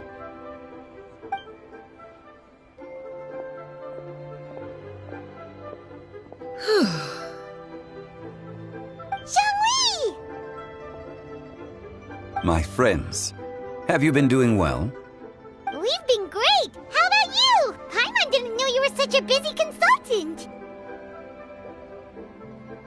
My days have been quite pleasant as well. I had been quietly enjoying a cup of tea when Mr. Xiaozu requested my services. As for you, Miss Shenyun, I presume you must be looking to settle in the city? I must say, the name Shenyun sounds exceedingly strange coming from you. Perhaps you could dispense of that particular epithet in further conversation. Whatever for. Am I not addressing you as a friend should? Well, that is true, but... Alas, refer to me however you will. After all, a name exists such that others may address you with it. One is hardly ignorant of that fact. It would seem that you have gained many valuable insights over the years, Cloud Retainer. One has indeed. One's previous days were all brief. Now that one has made up one's mind to move and settle, one has gained a much better appreciation of the hubbub and commotion of the city, as well as the people's hard work and ardor. This city is much changed from how it was more than 1,000 years ago. Not unlike the ocean tides, so too shall the movement of people ebb and flow. From turmoil to peace, enlightenment to aspiration. Human society possesses limitless potential.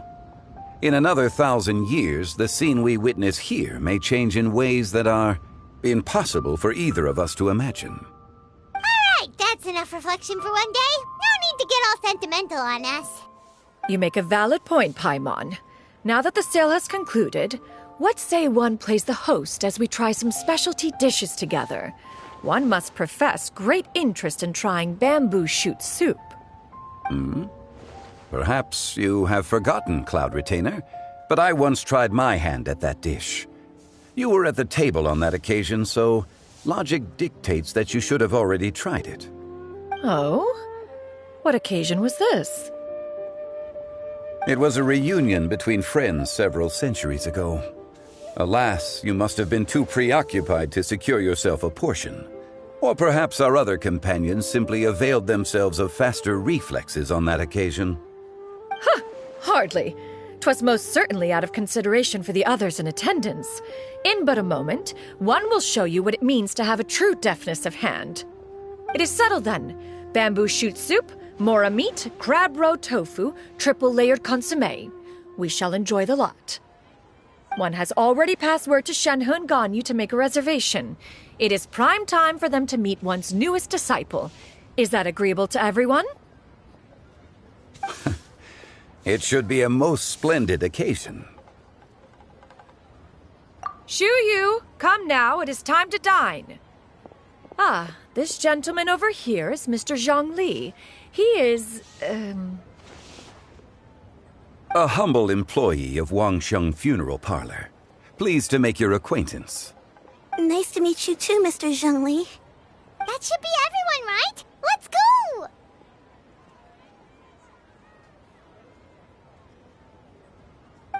Sounds good. Actually, Master, have you ever tried Adeptus' temptation? I heard it's impossible to stop eating after even just one bite. You know, 'cause it's super tempting and stuff. Is that true? That sounds rather implausible. Although with the right preparation, certain dishes can be too delicious to resist. Huh? Why are you all walking so fast? Hey, wait for Paimon! Hey, wait up!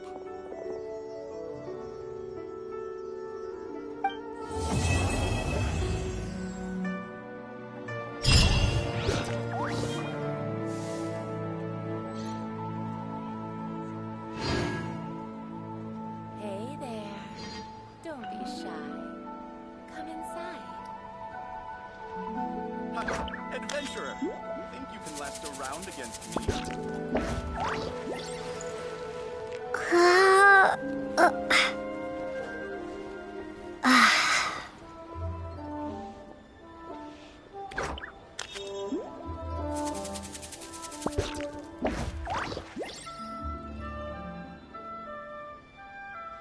Hey there.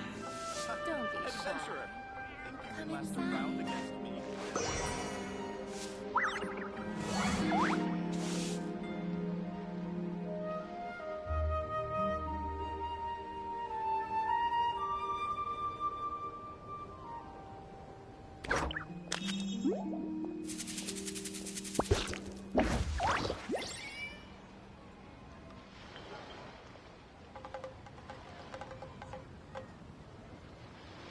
Hey there.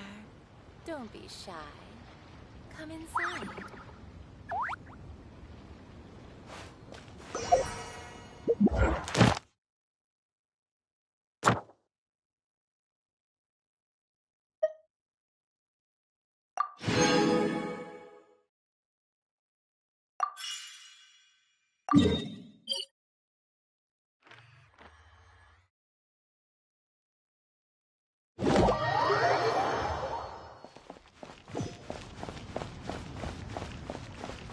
Listen, let me show you.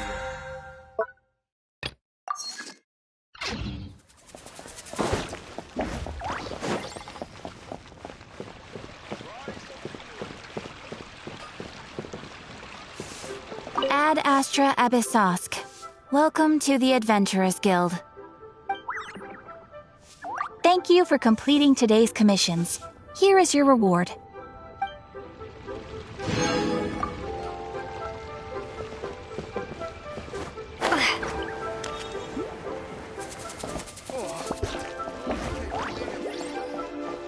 Listen, let me tell you how.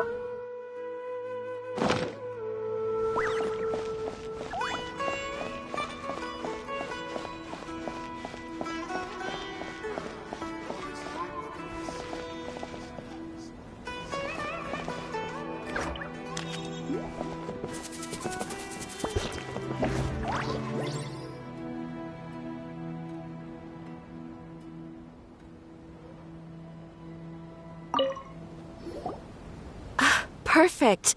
It's you two. I have a commission here that has your names written all over it. In fact, I'd even go so far as to say you're the only ones for the job.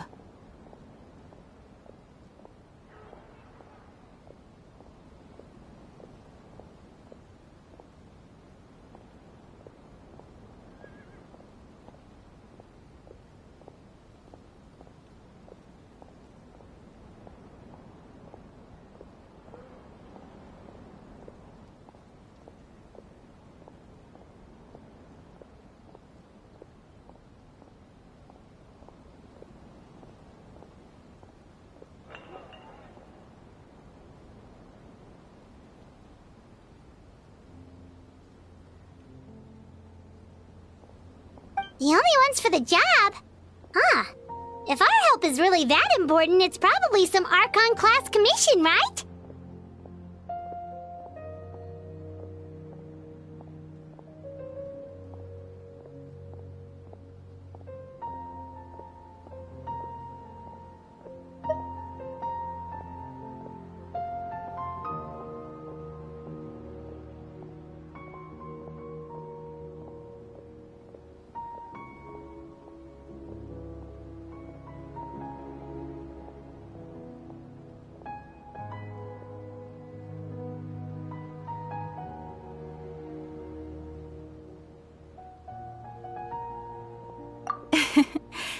The Adventurers Guild doesn't employ that kind of classification system. In fact, this commission is also probably not nearly as intimidating as what you're expecting. All it asks us to do is to find a missing person.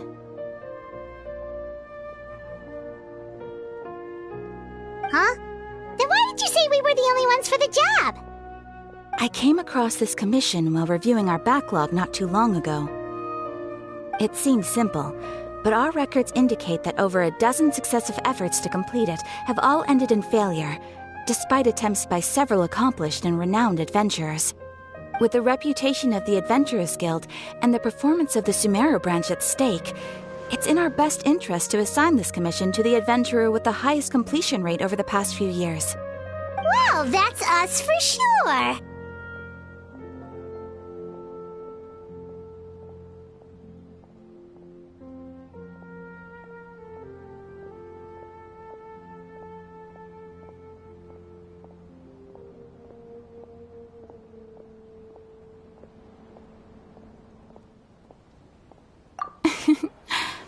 All I'm asking is for you to give it your best shot.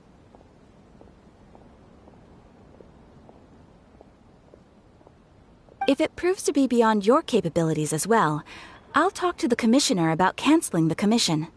Okay, so who are we looking for? And what is it about this commission that's made it so hard to complete? This commission was jointly issued by the residents of Vimara Village. They say one of their own villagers has gone missing. But the problem is, they don't know the missing person's name. They can only provide information about his general appearance. they're all from the same village, but they don't even know his name? If so many adventurers have failed to complete this commission, maybe this missing villager doesn't exist at all. Could it be some sort of a prank or something? Unlikely. Several villagers came by to issue the commission, and judging by their appearance and tone of voice, they seemed incredibly sincere. It certainly didn't seem like a joke to them. Besides, putting up a commission requires a processing fee. There aren't many upsides to a prank that costs Mora to carry out. In any case, it would probably be best to go to Vimara village and ask around first. The Adventurers Guild does have some information on hand, but I would say anything you can learn directly from the villagers would be far more reliable. The best way to avoid misdirection is to go to the source. All right then, let's go! I'm starting to get really curious about this whole thing.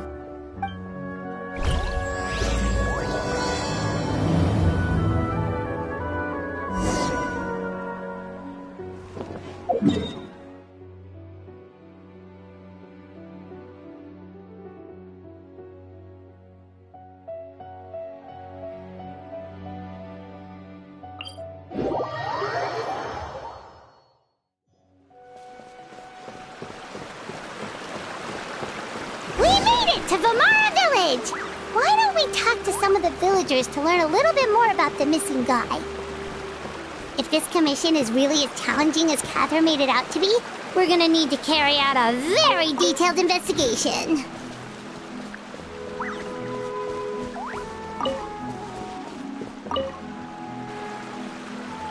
Hello there. You looking to buy something? I do business in this area. Oh, no, we're adventurers. Catherine sent us to look into a commission here in Vimara Village. Ah, so you're here about that, then. Ah, you're not the first, that's for sure. We've certainly made a lot of trouble for you all. To be honest, we aren't holding out much hope. Many adventurers have made their way out here, confident they'd be able to help us, only to leave soon after with nothing to show for their efforts. We've pretty much had it up to here in questions, and the area around the village has practically been overturned in search of clues. But no one has been able to make any headway.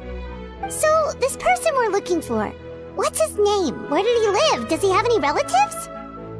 I don't know. I really have no clue. I couldn't tell you. Okay, guess you are really sick of answering questions. I'm sorry, I didn't mean to sound short with you. I was actually just giving you my answer to your questions.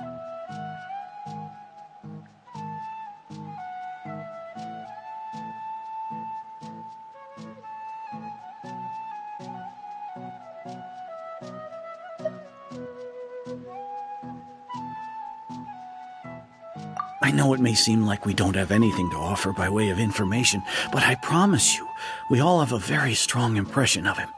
When you live in the same village as someone, you develop a lot of memories together, you know? We just don't know the specifics. Maybe we did at one point, but that information is long gone by now. At least that's what everyone in the village seems to think. We've all exchanged what we know, and that was the only logical conclusion. All right, specifics aside then, what kind of person was he? Young guy, in his early 20s probably. Incredibly kind sort of person, always willing to lend a helping hand. I'd chat with him when I didn't have any customers. I even saw him stick out his neck for others on more than one occasion. Very interesting guy, that one. Now that you've started talking about him, you don't seem nearly as down in the dumps as you did before. Seems like he left a pretty good impression on you. But of course, everyone in the village is pretty fond of him. We wouldn't have issued that commission otherwise. There aren't many young people like him nowadays, so genuine and pure. To think that he just up and disappeared one day. I just hope nothing bad happened. Could he have just moved away without telling anyone? No, he's not the type to leave without saying goodbye. And anyway, moving away without being seen by a single person in the village? There's no way he would have been able to manage that. Huh. All right, thanks for the information. We're gonna go ask around some more.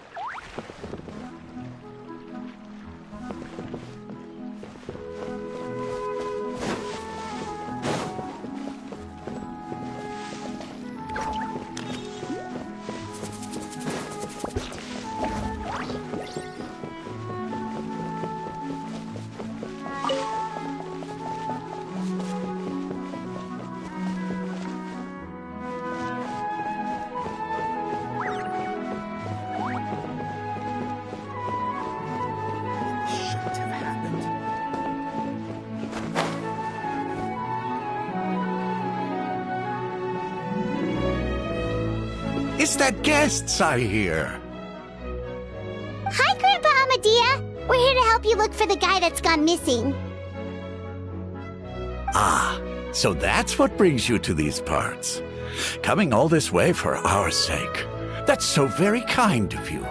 With your help, I trust that young man's case is in good hands. Could you tell us a bit about him? Of course. I'm happy to help any way I can. With my failing eyesight, I'm afraid I can't offer much about his appearance. But I do remember hearing the sound of his voice.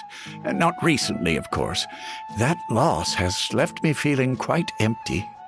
I don't think his parents are still living in the village. But somehow he never seemed lonely. In fact, he was usually the one offering companionship to others. He would often take time to visit the elderly or play with the orphans in the village. And whenever someone had something on their mind, he was there to listen with open ears. He always knew just what to say. As the village chief, I owe him many thanks. Helping villagers navigate difficult moments in their lives should have been one of my responsibilities. But he was often the one rising to the occasion. Wow.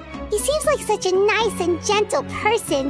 No wonder his disappearance affected you all so much.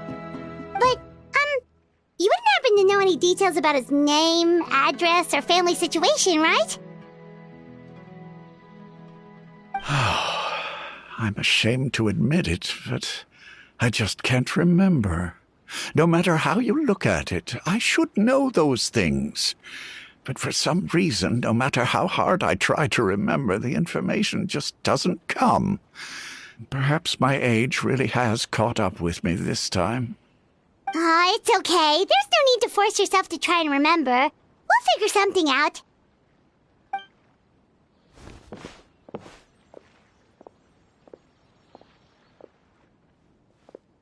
Well, Traveler, what do you think?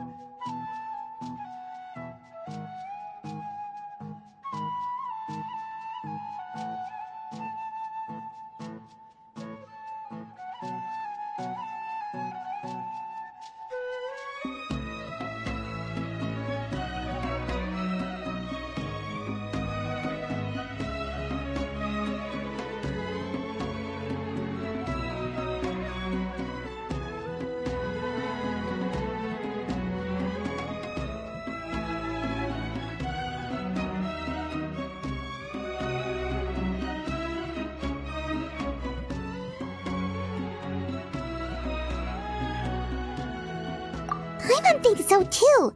Like, the name thing. It's so weird that no one remembers his name. And nobody has been able to tell us anything about his family or where he lived. It's like this guy's been erased from reality or something.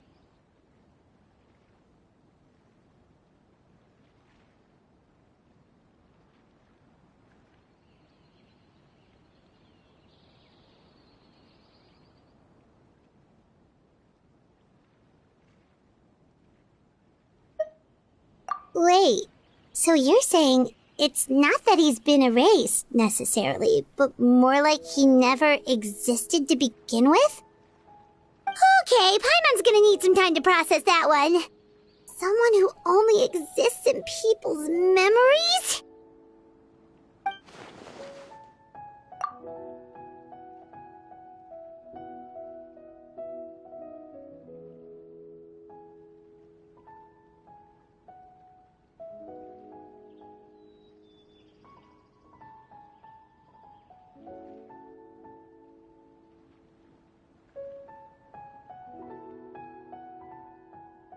You two are the adventurers who just arrived, right? You're here for the Vamara Village Commission? Yep, sure are. We were just looking into the case. I'm so glad to hear that. Thank goodness you haven't given up. I've been so worried the Adventurers Guild might cancel our commission. My name is Atosa, by the way. I grew up here in Vamara Village. Anyway, I just wanted to say, please keep searching for a missing villager. I'm begging you. You have to find him.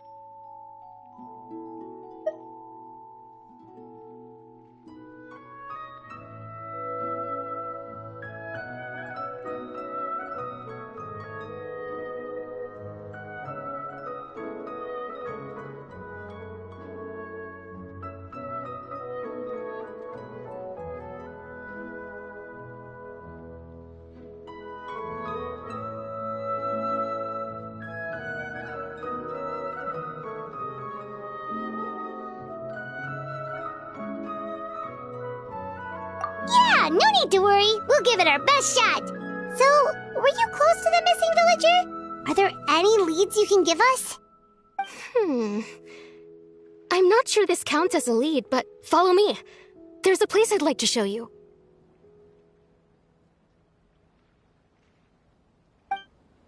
Such a great place for a vacation. Let me just take a few more days.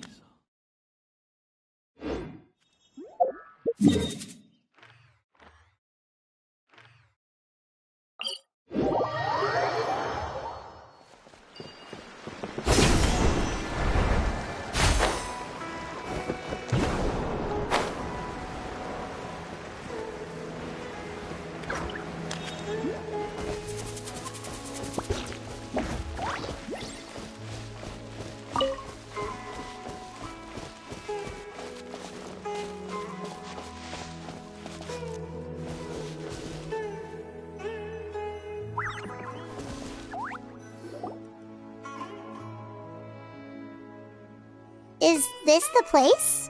Under this tree? Yep. I I know it doesn't look like much, but this place is very meaningful to me. It's so full of memories.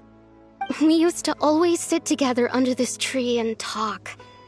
Sometimes we would look up at the clouds in the sky or stop to feel the wind against our skin. We could sit there for hours at a time, never realizing how long it had been. I was actually adopted by the people of Vamar village. The forest rangers found me in the woods as a child. I was surrounded by such good people, and growing up in the village was so lively. Still, there were times when I couldn't help but feel incredibly alone. Alone? How should I put it? When something's bothering you, or when you have good news to share, you always want to talk about it with somebody.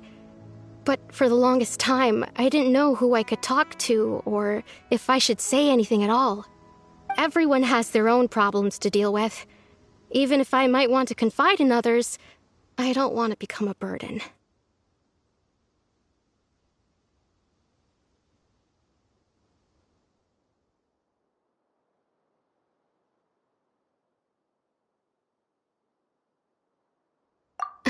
Really? You know exactly how I feel?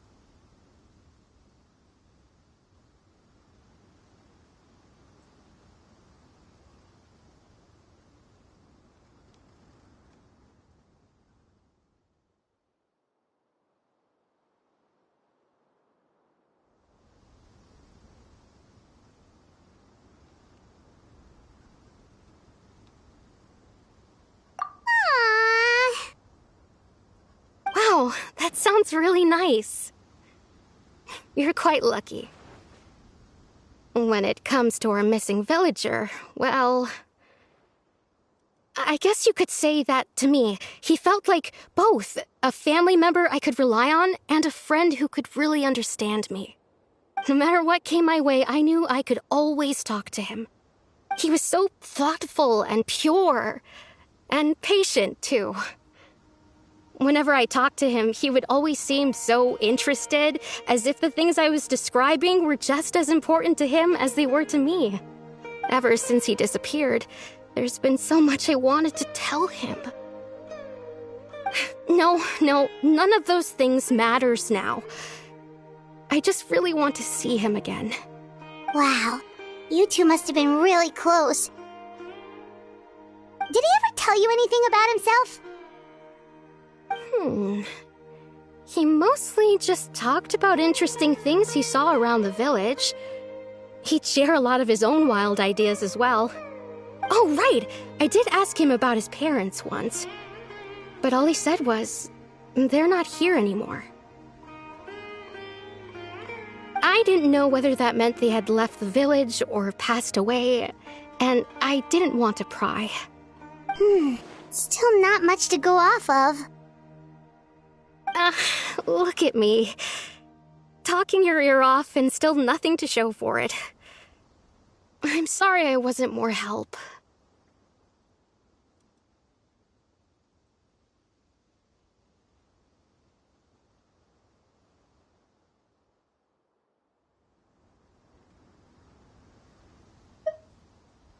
The last time I talked this much in one go was when we were still together. Come to think of it, every time we talked, it always seemed to be around dusk, just like right now. Time always passed by really slowly.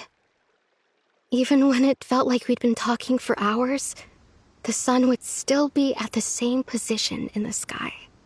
Well, time always seems to pass slower when you're relaxed, right? What's wrong, Traveler?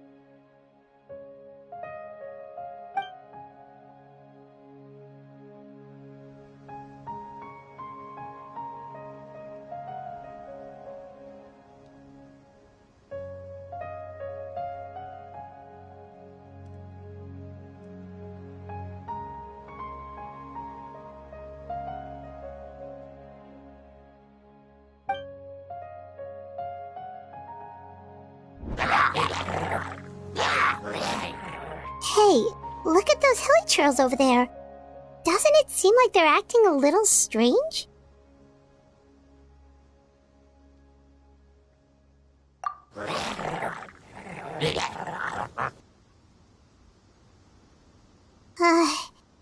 The Abyss Order. Could they be the ones behind all of this?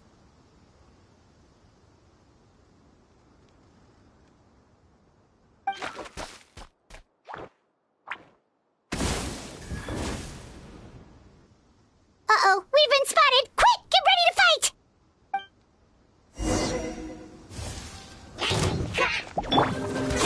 Strike a pose!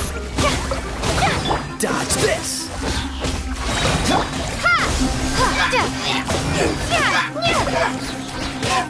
Cool it!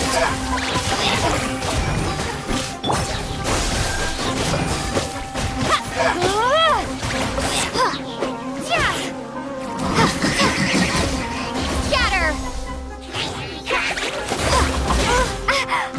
Spring forth! Time to shine! Let's call a ceasefire! Out of the frying pan, into the fire! Don't get frostbite! Freeze!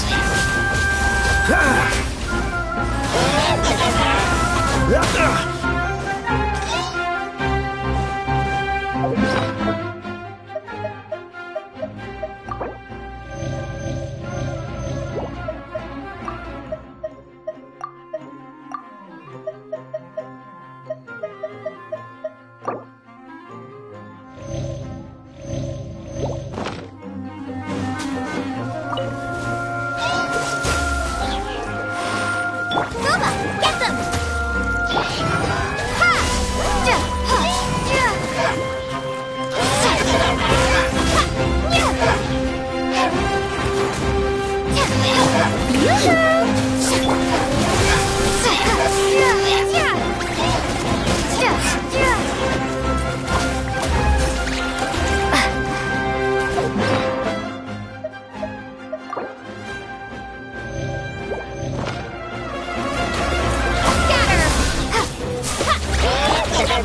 Cool it!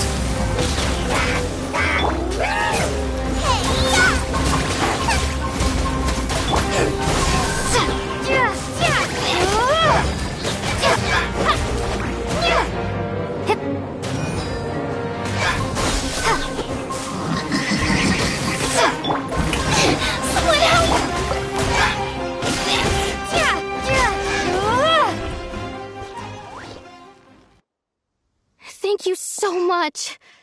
I wasn't expecting monsters to show up. If you hadn't been here, I'm not sure what I would have done. It was no trouble.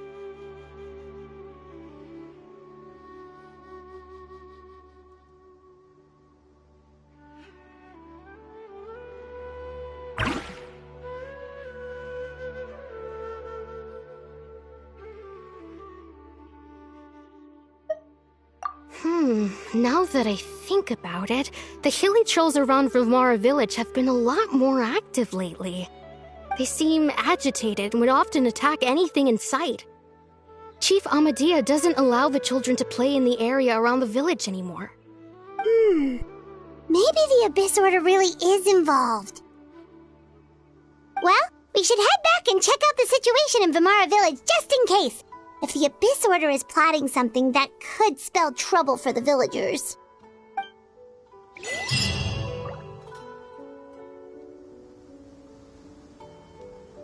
Wait a second. That person! It's Dainsleif!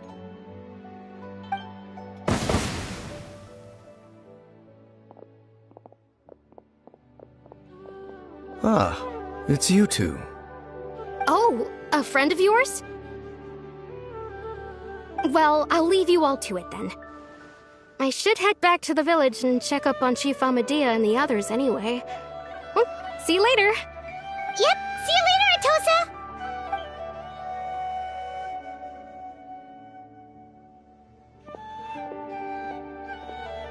Why do you always have to pop up out of nowhere like that? Is it your life's mission to jump scare us or something?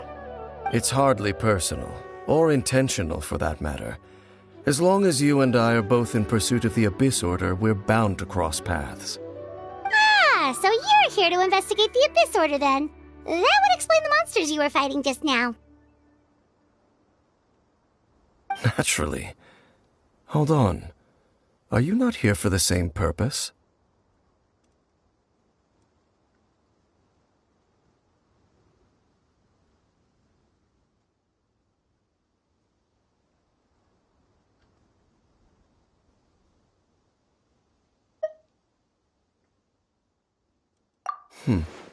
No matter. It may have taken you a while to catch on, but I'm sure you've also realized by now that there's something strange about this place. The Abyss Order is most certainly planning something in this area. Or worse, their plan could already be in motion. So you think the Abyss Order is behind the hilly trail activity in the area? As things stand, I highly doubt that is their primary motive. I would imagine the increased hilly trail activity is merely a byproduct of whatever it is they're really trying to accomplish. Still, the hilly trail activity is causing a lot of problems for the people here. We should stick around for a while and protect the village, don't you think? The best way to protect them is by figuring out what the Abyss Order is truly planning. That is how we prevent further tragedy.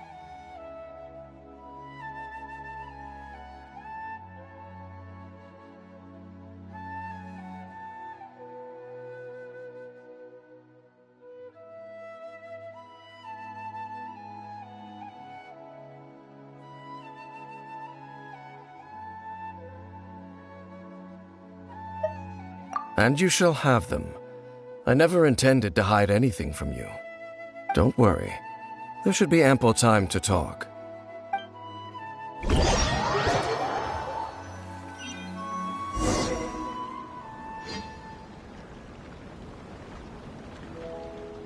Ah, so that was the commission that brought you here to Vimara Village.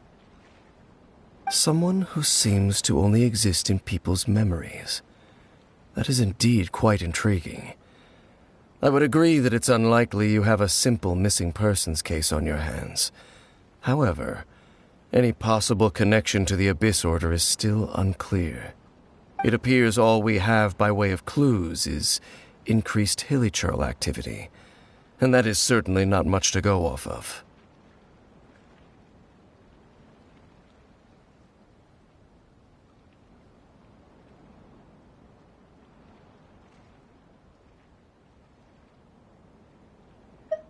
Right!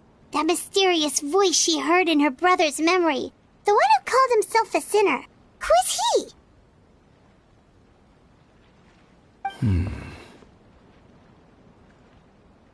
Traveler, let me ask you this. Do you believe your sibling to have betrayed you?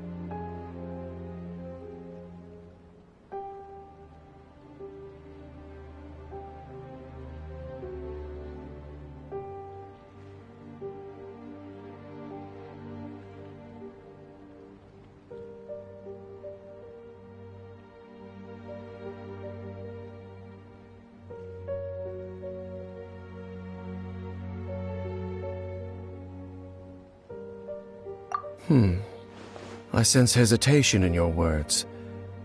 After all, you still haven't figured out the whole truth of what happened. There's still hope for the two of you to reconcile. Irreparable damage has not yet been done. The sinner you wish to know about, his situation is different. He and his fellow sinners have long betrayed me, and long betrayed their nation.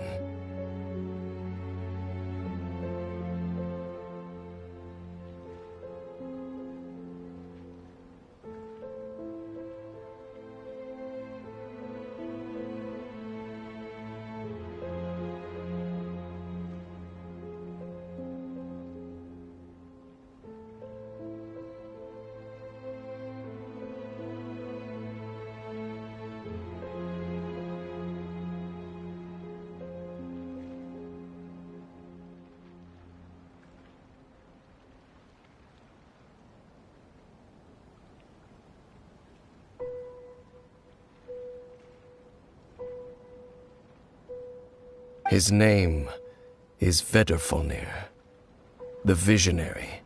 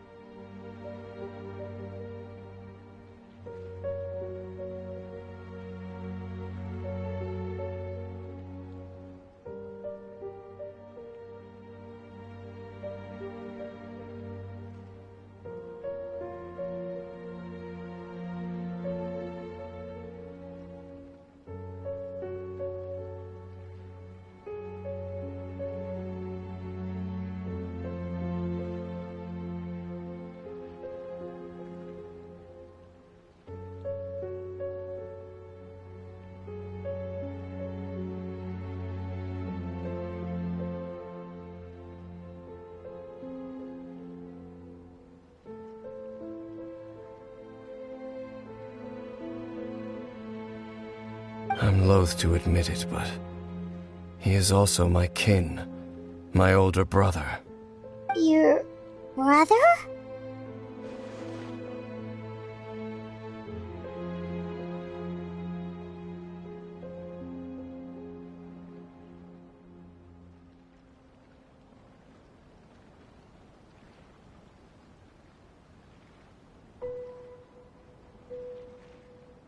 There were 5 of them, the 5 sinners of Khaenri'ah. The wise, Roptatyr. The visionary, Vedrfolnir. Gold, Rhine-daughter. The foul, Surtalogi. And Rehir of Solnari, Rerir. No matter how eroded my memory may become, I will never forget their names. One day, I shall have my vengeance. Wait, some of those names sound really familiar. Rhine-daughter is the one who created Albedo. Surtalogi is Skirk's master. And the one we just learned about, Dane's brother, Vedrfolnir.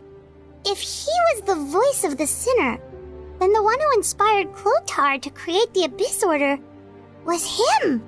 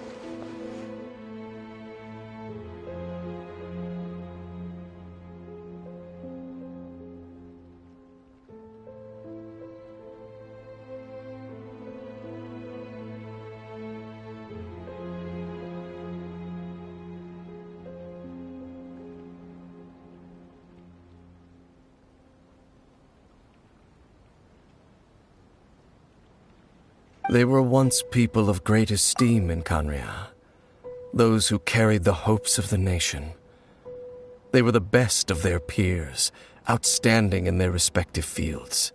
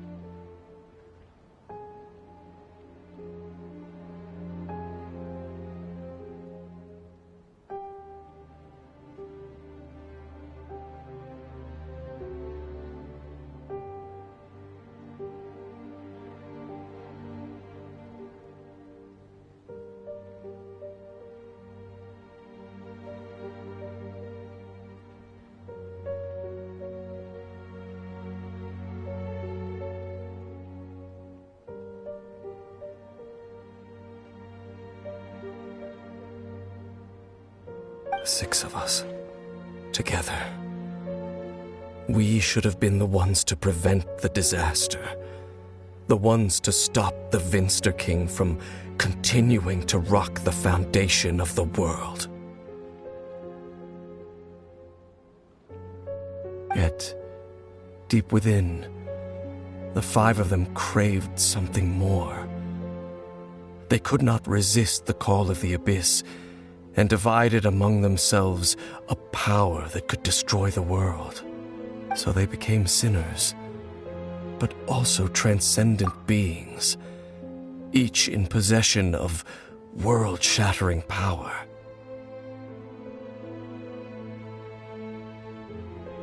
And when the cataclysm occurred, not one of them stood up in defense of their nation.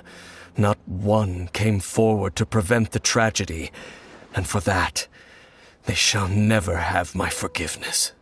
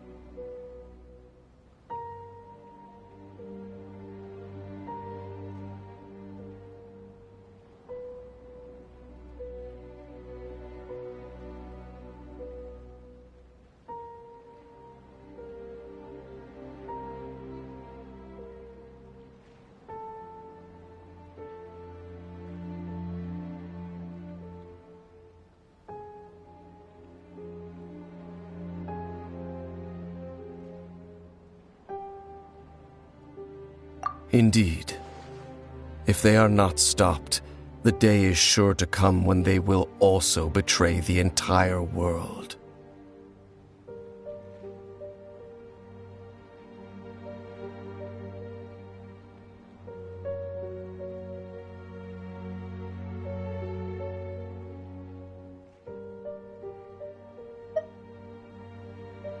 Of course. As I said, I never intended to hide anything from you.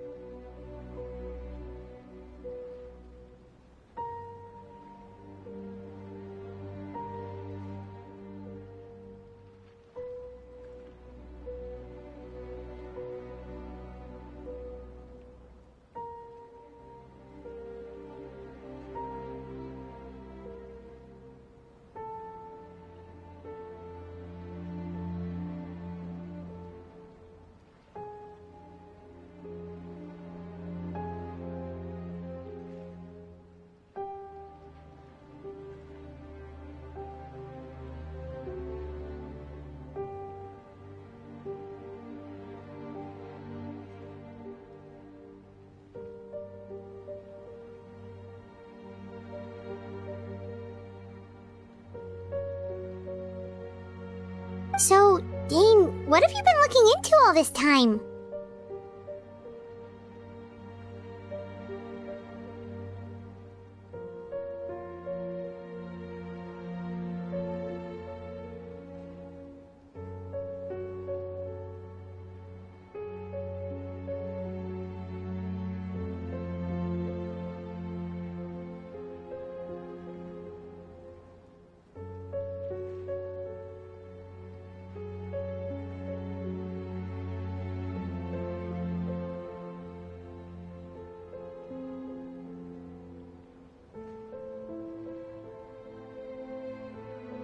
I've continued to investigate the questions surrounding the Loom of Fate. It's been quite some time since the initial operation was launched. By retrieving the eye of the first field tiller, we were able to stop part of their plan from coming to fruition.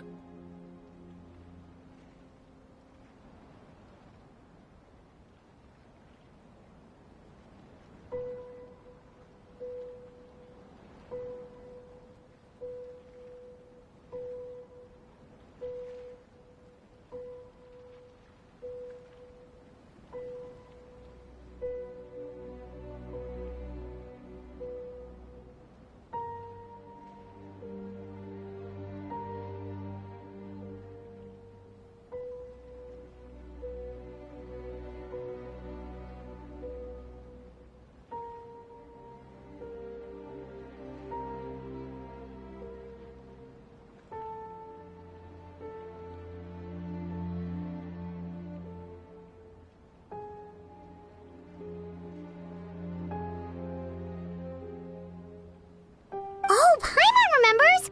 Weren't they going to use it to corrupt Osial and make a god or something? Indeed. However, it's obvious that was just some sort of technical experiment. The eye was integral to their plan, yet somehow, despite failing to obtain it, They've skipped the experimental phase and found some other way to keep moving forward.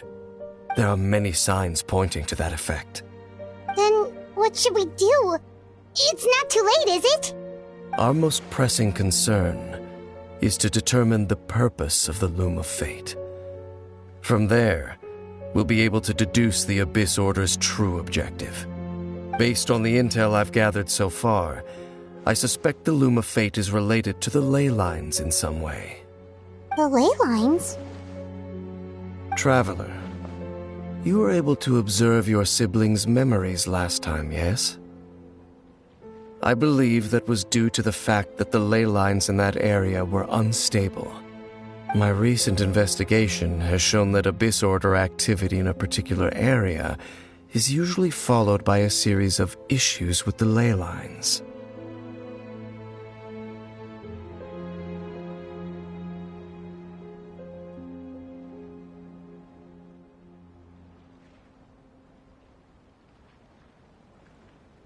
Wait!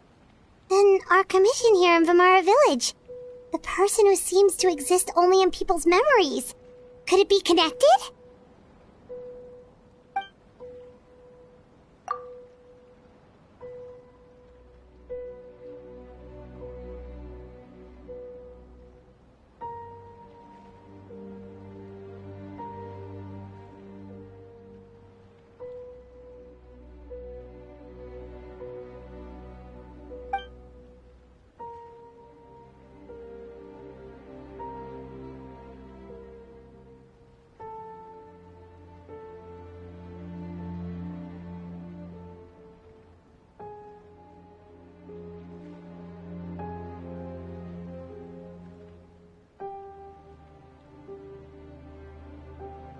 It's certainly possible.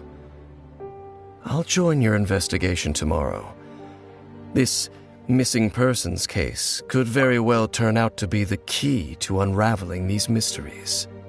Well, if we're teaming up with Dane again, we're gonna need all the energy we can get. Let's try investigating somewhere a little further away tomorrow.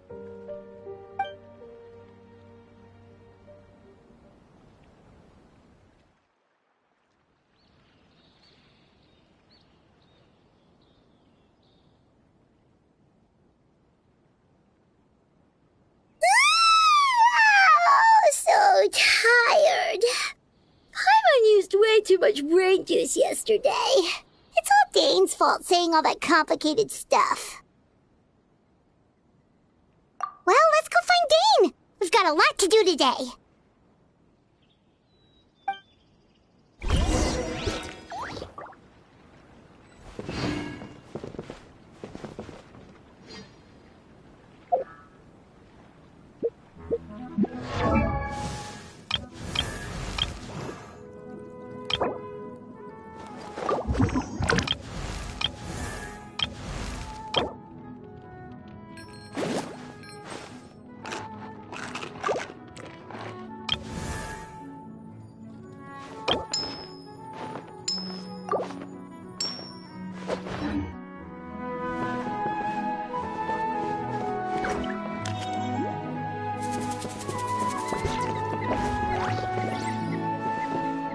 This is such a great place for a vacation.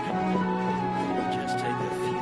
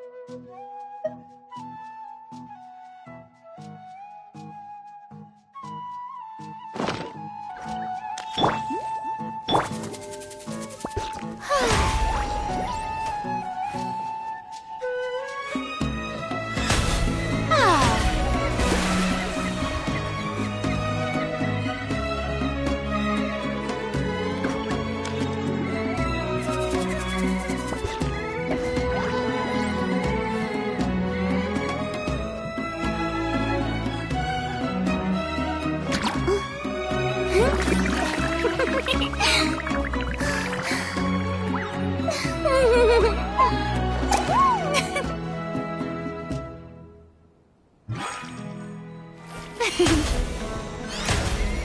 show begins!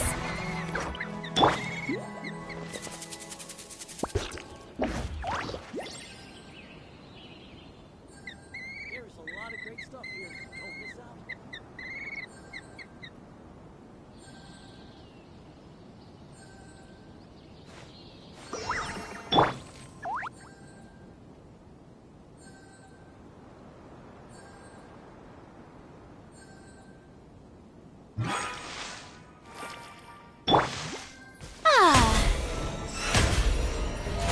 How brilliant!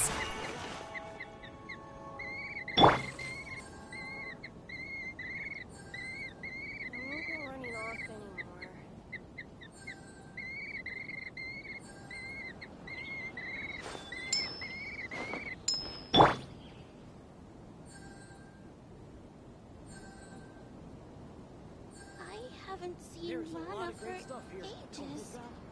She's been gone for way longer than before.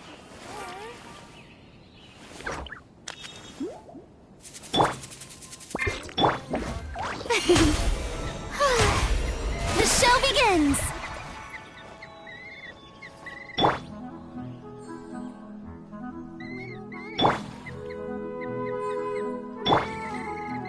There's a lot of great stuff here. Don't miss out. I haven't seen Rana for ages. She's been gone for way longer than before. Dane? Hello, Dane? Why are you just zoning out over here?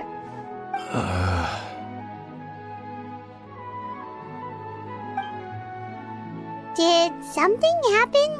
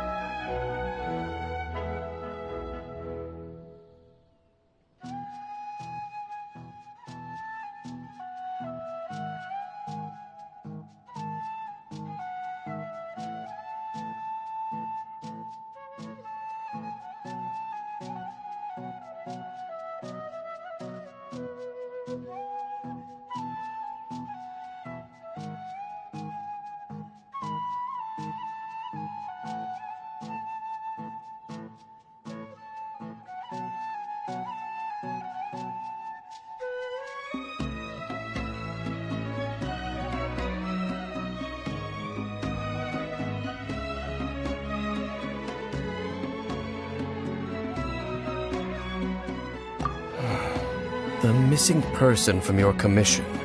Could you describe them to me? Oh, young guy? Early 20s? Seriously, Dane, what's going on? There appear to be certain memories in my mind that weren't there before. Memories of him. Maybe we just talked too much about him yesterday and you had a weird dream or something? No, it wasn't a dream. They're memories. Memories that suddenly appeared in my mind after I woke up. And I'm certain I've never met this person before. I remember handing him the eye of the first field tiller.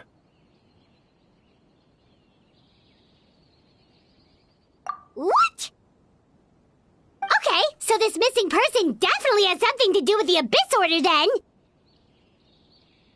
Indeed. And it appears he possesses the ability to implant memories into the minds of others. Wait then. All the memories the villagers have of him, could they be fake too? Maybe they never knew him at all. But why would he do something like that? Whatever the Abyss Order is planning, an important truth has been revealed to us this morning. What sort of truth? That their goal is still to obtain the eye of the first field tiller. They haven't stopped searching for it. I am the only person who knows its location. Perhaps implanting that particular memory was an attempt to interfere with my mind in some way.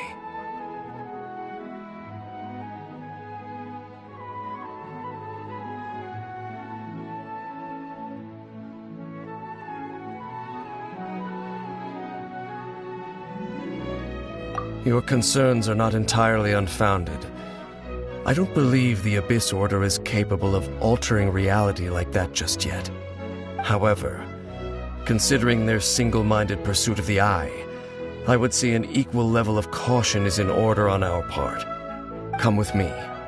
We must check whether the Eye is still in our possession.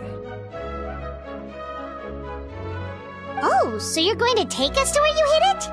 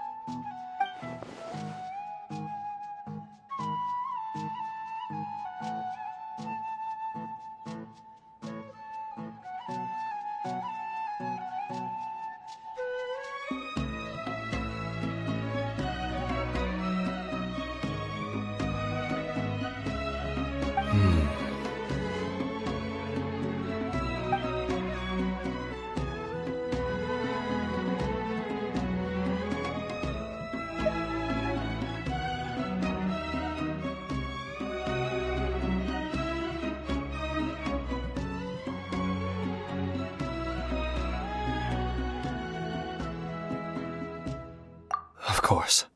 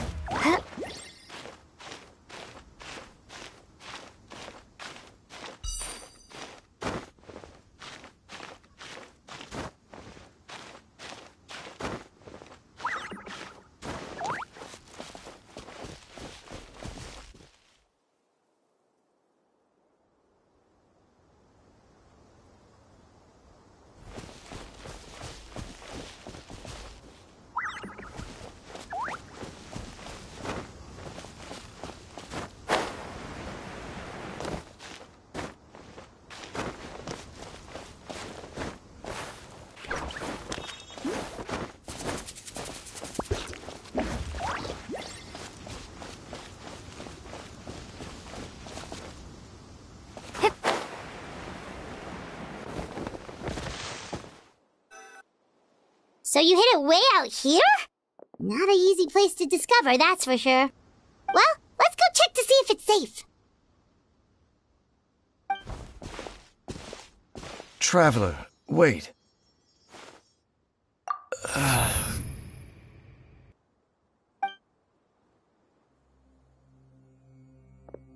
We've no time to lose. Let's head inside.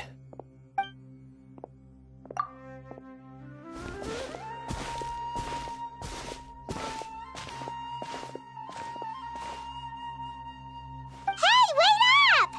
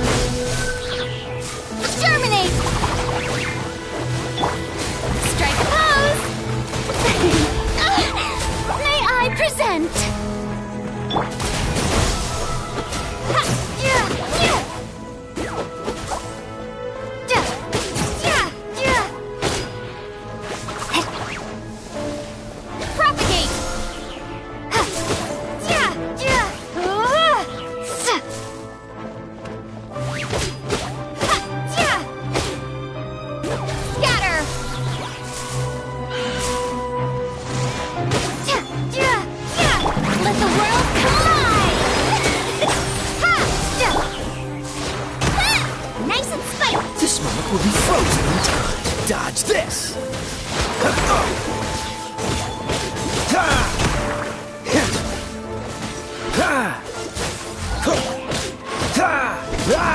Scatter!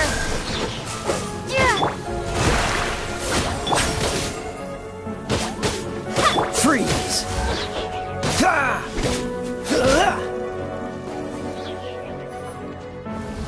Dodge this!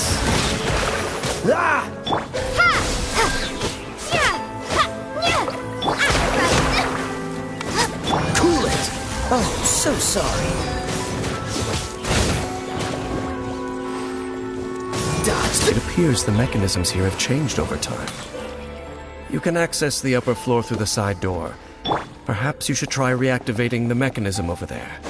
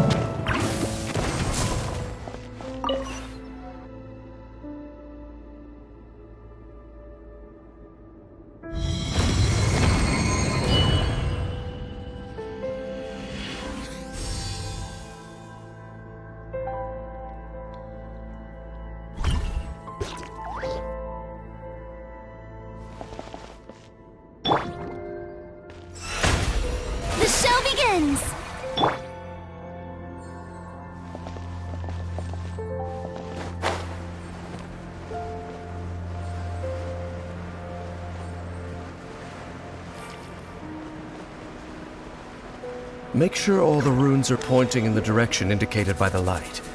That should unlock the mechanism.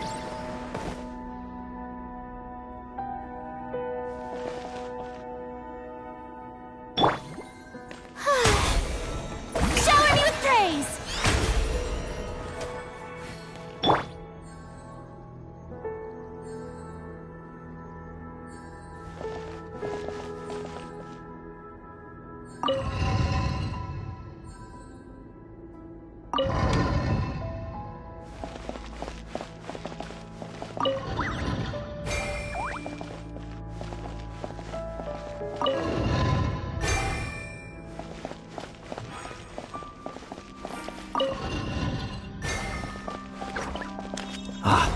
The door's open.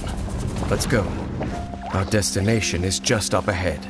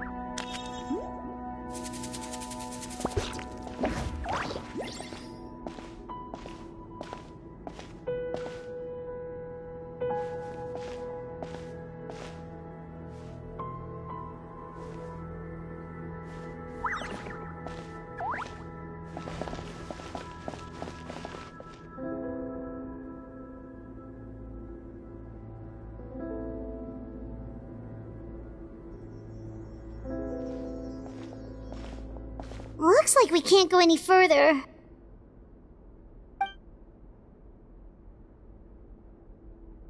Be on your guard. I sense the presence of the abyss.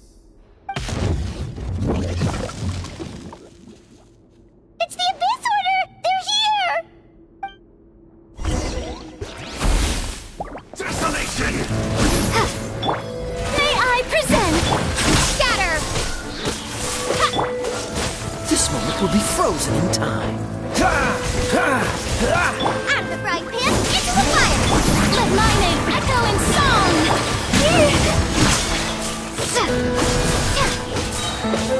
Germinate!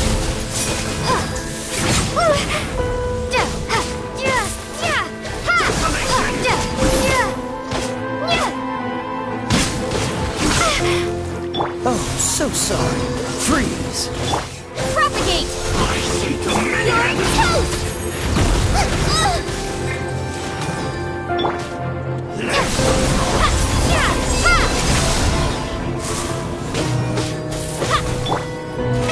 Oh, brilliant!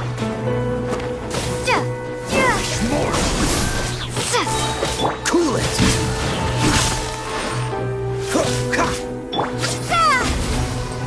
Scatter! And devour! Desolation! This moment will be frozen in time. to push your luck. Booba, get them!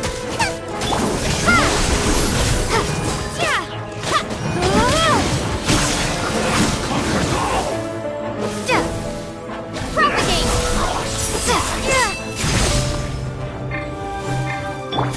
Let the world fly!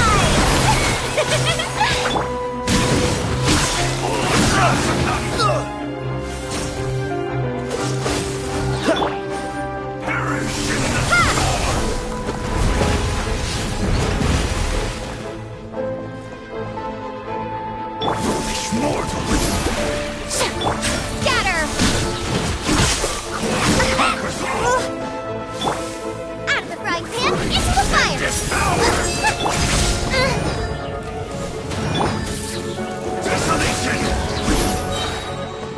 Oh, so sorry. Freeze! Booba, get them! Spring forth! Just as I suspected. The false memories were a trap. The Abyss Order just wanted to follow us here. Now that they're in the vicinity, we should have a chance to see... Dane? What's wrong? Can you feel that? There's been a disturbance in the ley lines. It must be the work of the Abyss. Wow, you must be really sensitive to that sort of thing. Paimon doesn't feel it. You too. Do as I say. Use that mechanism over there and leave this place. The Abyss Order is putting something in motion. If you return to Vimara Village, I suspect you might finally have the opportunity to locate the missing villager. Just think of it as a way to divide and conquer.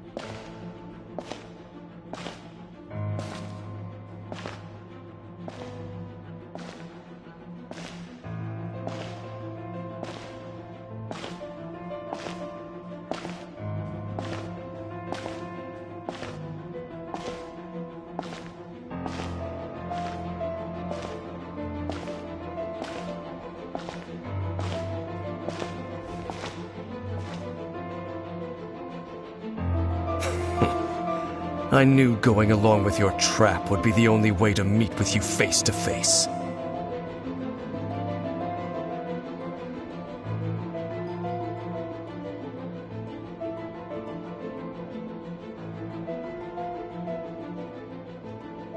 You risked your safety, and that of the Eye. That's quite the gamble, Dainsleif. But I believe that I am the one walking into a trap laid by the Twilight Sword. So you came here all on your own? What about those followers of yours? When the Twilight Sword is prepared for battle, any army I could send would only be marching to their doom. Better that I face you alone. I know you must have a lot to say, but if it's a conversation you want, you'll have to defeat me first.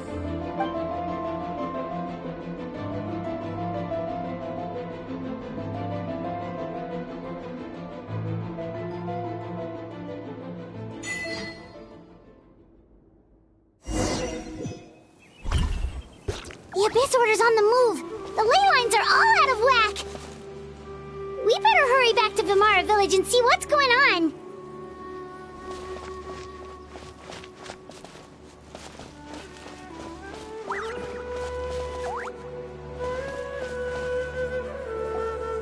Hey, look at those hilly trails over there.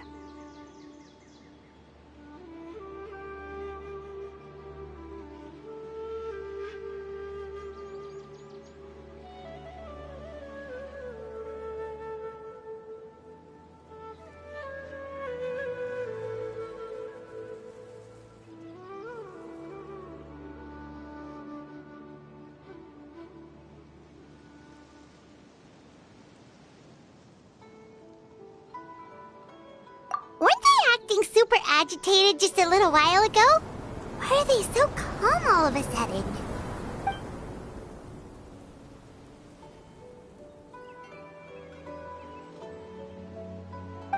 In the New World, they bade farewell to the shrouded sun.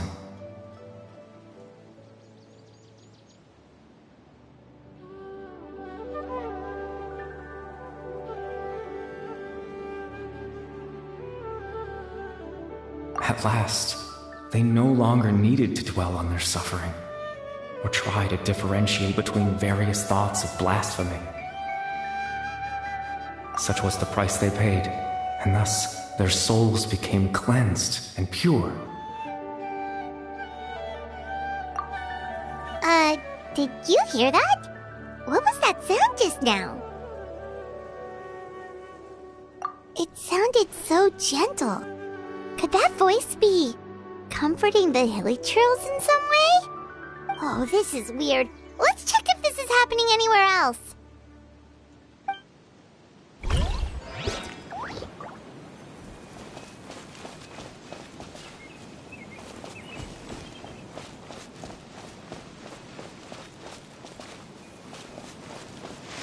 Looks like the same thing is happening over here too.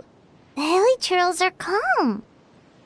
You see, we're both still here.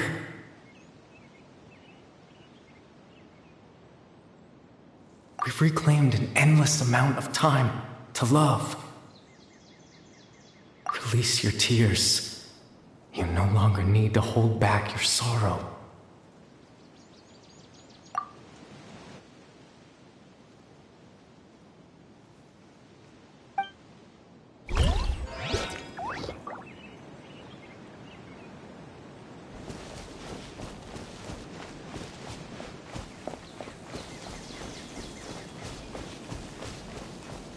Over there.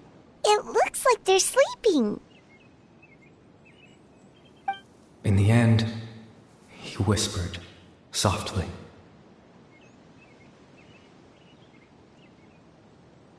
Sleep well, Father.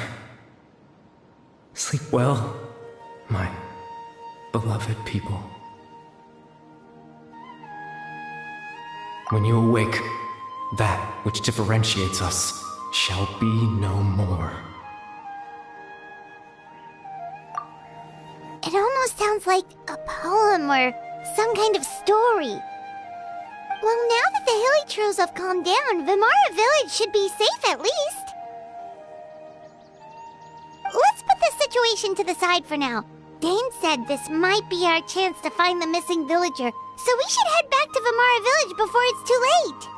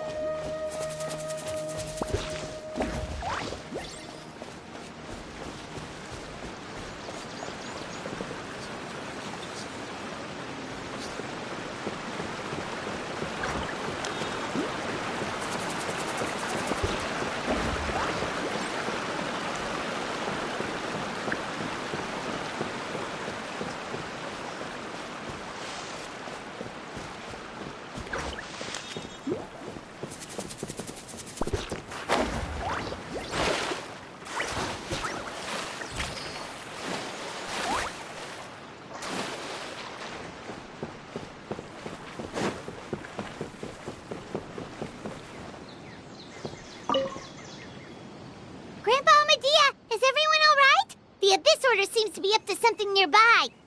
The Abyss Order? This is the first I'm hearing of it. Thank you for your concern, but as far as I'm aware, it's been business as usual here in the village. Well, that's good to hear. Oh, also, you didn't happen to come across any clues about the missing villager while we were gone, did you? Someone's gone missing, you say? Who would that be? Huh?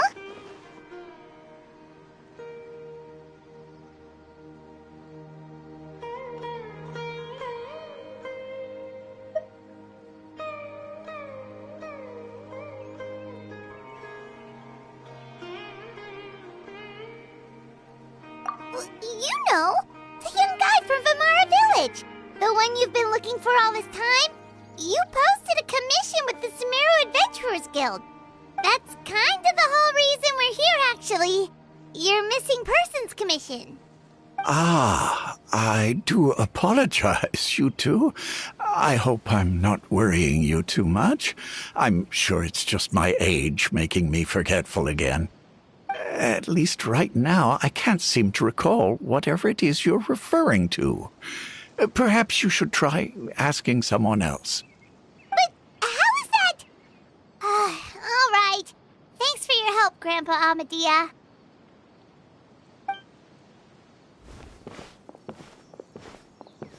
Something's definitely not right. We just talked to Grandpa Amadia about the missing villager. There's no way he could have forgotten all about him just like that. What do you think, Traveler? Could everyone's memories of the missing villager have been erased again?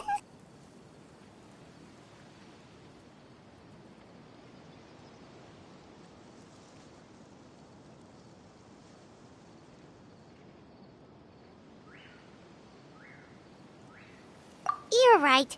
We should narrow down the possibilities first. Let's go ask someone else then.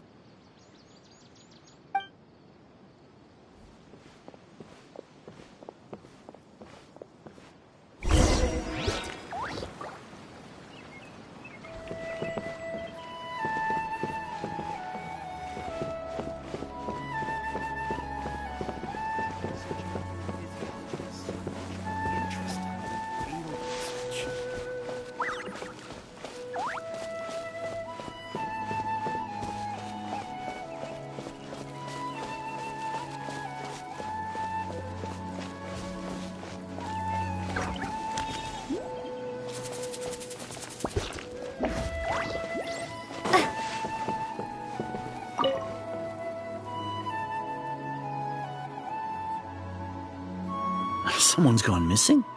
Who? Just as expected. That guy you said a bunch of nice things about earlier? The one you always used to chat with. He's around 20 years old, and you said he was a kind, warm-hearted person?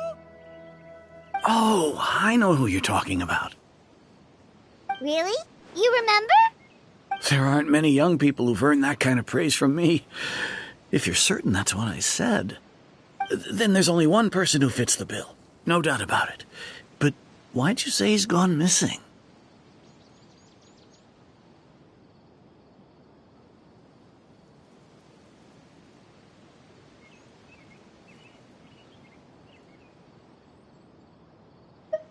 Yeah, I just saw him leave the village. There was someone else with him, too. They couldn't have gone far.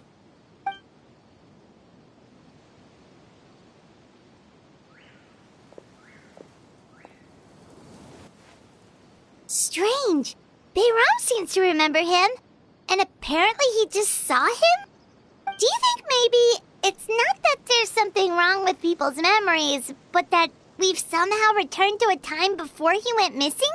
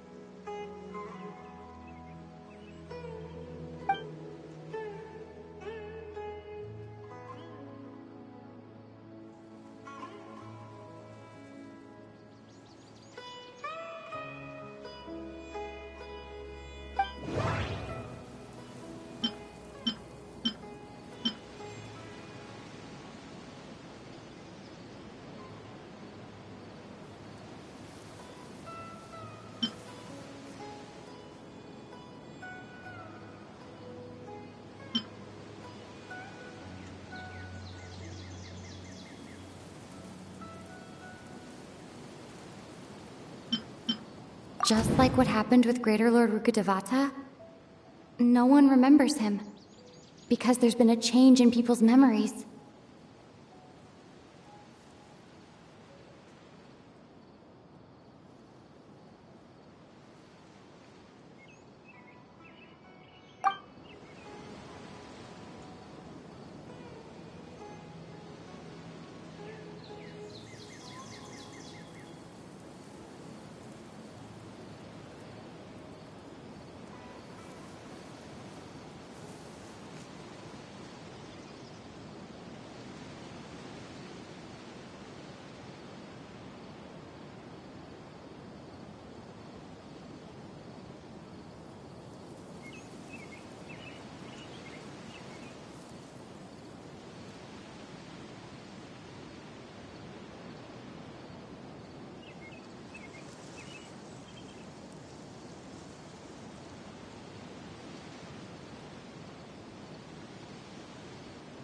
No, Baram still remembers him.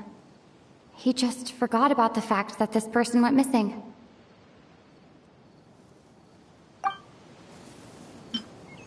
If we really did travel back to a time before he disappeared, that could explain why the villagers said he hadn't gone missing. Time travel is extremely difficult to perform.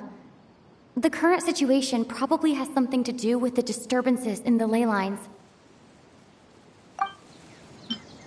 If this person only exists in people's memories, maybe we're in someone's memory right now. Right! Paimon totally forgot about the ley line disturbances. We're in someone else's memory. Just like how you entered your sibling's memory last time. That would also explain why we seem to be at a time before he went missing. It's a memory after all.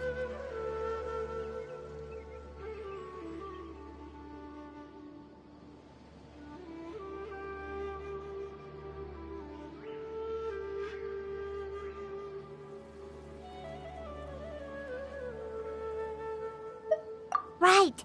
If he's someone who only exists in people's memories, then we're finally on the same turf. But didn't Bayron just say that he saw him leave the village with someone? Where should we go look for him? Who knows how long this ley line disturbance is gonna last? We might not have that much time, and we don't even know whose memory this is. Good idea! That'll help us narrow things down. We pretty much figured out that the missing villager has the ability to... Right! That!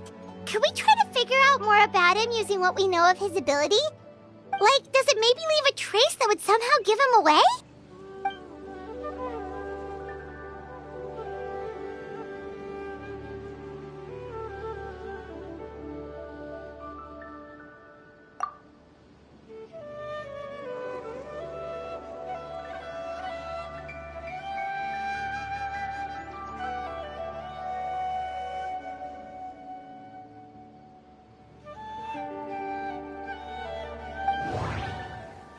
All the memories seem to be set in or near Vimara village, but I'm still not sure if they're restricted to this location.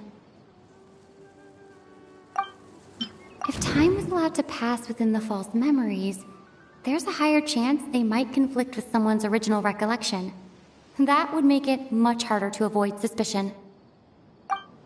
There's a difference between memories that arise from lived experiences and those that are implanted into the mind. Perhaps it has something to do with time. No wonder! All this time and the sky hasn't changed a bit! That must mean time isn't passing! That's the tell of the fake memories! The implanted memories are basically taking place outside of the regular 24 hours of the day. If the memories included the regular passage of time, it would be easy for people to tell that something was off. Like there could be overlap or something. People might start to wonder why they remember doing two different things at the same time of day.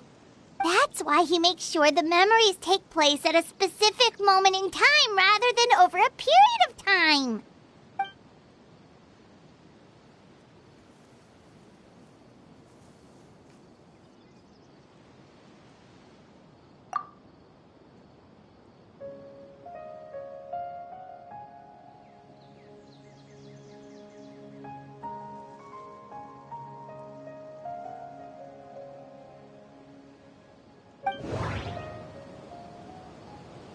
The color of the sky coincides with the moment in time she described.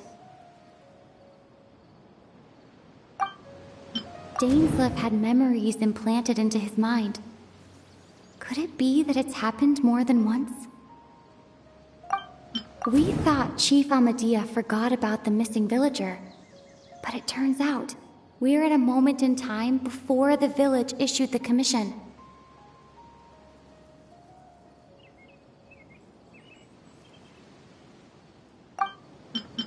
The color of the sky coincides with the moment in time she described.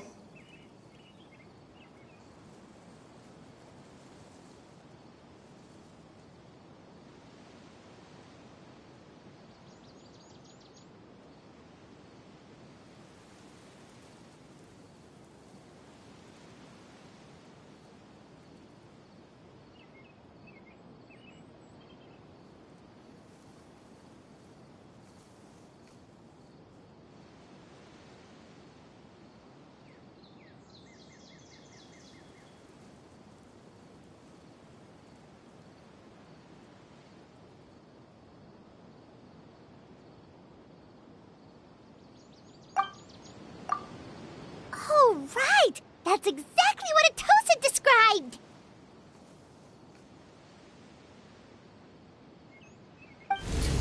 Come to think of it, every time we talked, it always seemed to be around dusk, just like right now. Time always passed by really slowly. Even when it felt like we'd been talking for hours, the sun would still be at the same position in the sky. Yep, that has to be it! This is definitely Atosa's memory. Yeah, that's where they'll be!